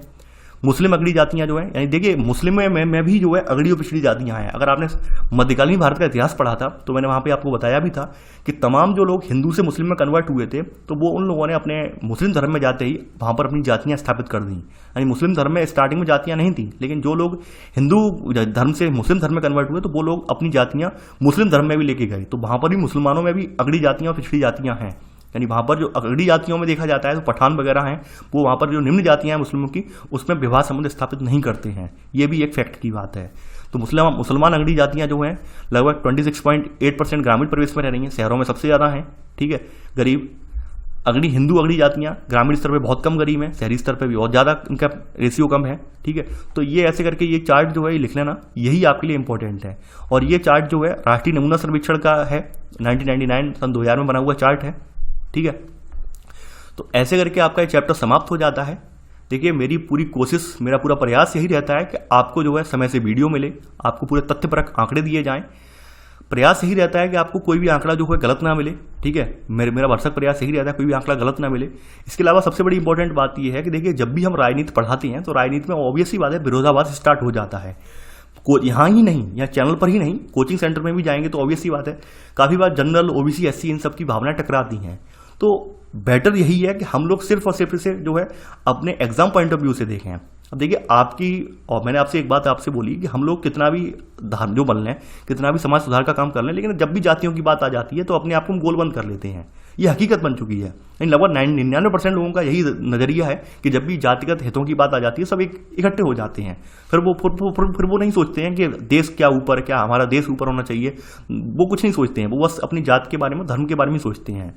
तो जब आप जाति और धर्म के बारे में सोचते हैं तो बहुत सारी जो आपकी धारणाएं हैं, बहुत सारी जो आपके मुद्दे हैं वो भी दब जाते हैं। जैसे आपके बेरोजगारी वाला मुद्दा है वो दब जाता है। तो ऑब्वियस सी बात है अगर आपको एक आदर्श समाज स्थापित करना है, यानी कि एक कहते हैं नवाचारी भारत का निर्माण करना है, आधुनिक भारत का निर्माण करना है, तो हमें ये जातिगत, धार्मिक इन सब भावनाओं से ऊपर उठना होगा। मेरा मानना यही है। और जब आप इन सब भावनाओं से ऊपर उठ जाएंगे तो यकीन मानिए हमारा समाज बेटर बन पाएगा। यानी अगर आप देख पा रहे होंगे कि जातिगत दंश यूरोपीय देशों में नहीं है, आपके अमेरिकी देशों में नहीं है, तो वो देश आज तरक्की भी कर पाए हैं। यानी आज जो विकसित देशों की श्रेणी में पहुंच पाए हैं। तो वैसे ही अगर हम लोग भी, हमारे यहाँ भी जातिगत दंश अगर खत्म हो जाएगा, यकीन मानिए जातिगत दंश अगर खत्म हो जाएगा तो धार्मिक आधार पर इतना टकराव नहीं रहेगा। यानी हमारे यहाँ सबसे ज़्यादा टकराव स्थिति देखने को मिलती है जातिगत आधार पर, फिर जातिगत आधार के आधार पर फिर बनते हैं धार्मिक टकराव। तो वहीं जातिगत टकराव भी अगर कम हो जाएंगे तो बहुत सारी स्थिति हमारे यहाँ सॉल्व आउट हो जाएगी। तो कोशिश यही करें कि आप लोग अपने आप को जाति, धर्म इन सबसे ऊपर उठाएं और अपनी भावनाएं जो है राष्ट्र से जोड़ें। यानी हमेशा देश प्रेमी बने, देश की सेवा करें, देश की सेवा के लिए हमेशा तत्पर रहें। तो चलिए आज के लिए बस इतना ही। आई होप आपको ये लेक्चर पसंद आया होगा। देखिए आप लोग इस वीडियो को लाइक शेयर करना बिल्कुल भी ना भूलें। तो थैंक्स फॉर वॉचिंग। जय हिंद।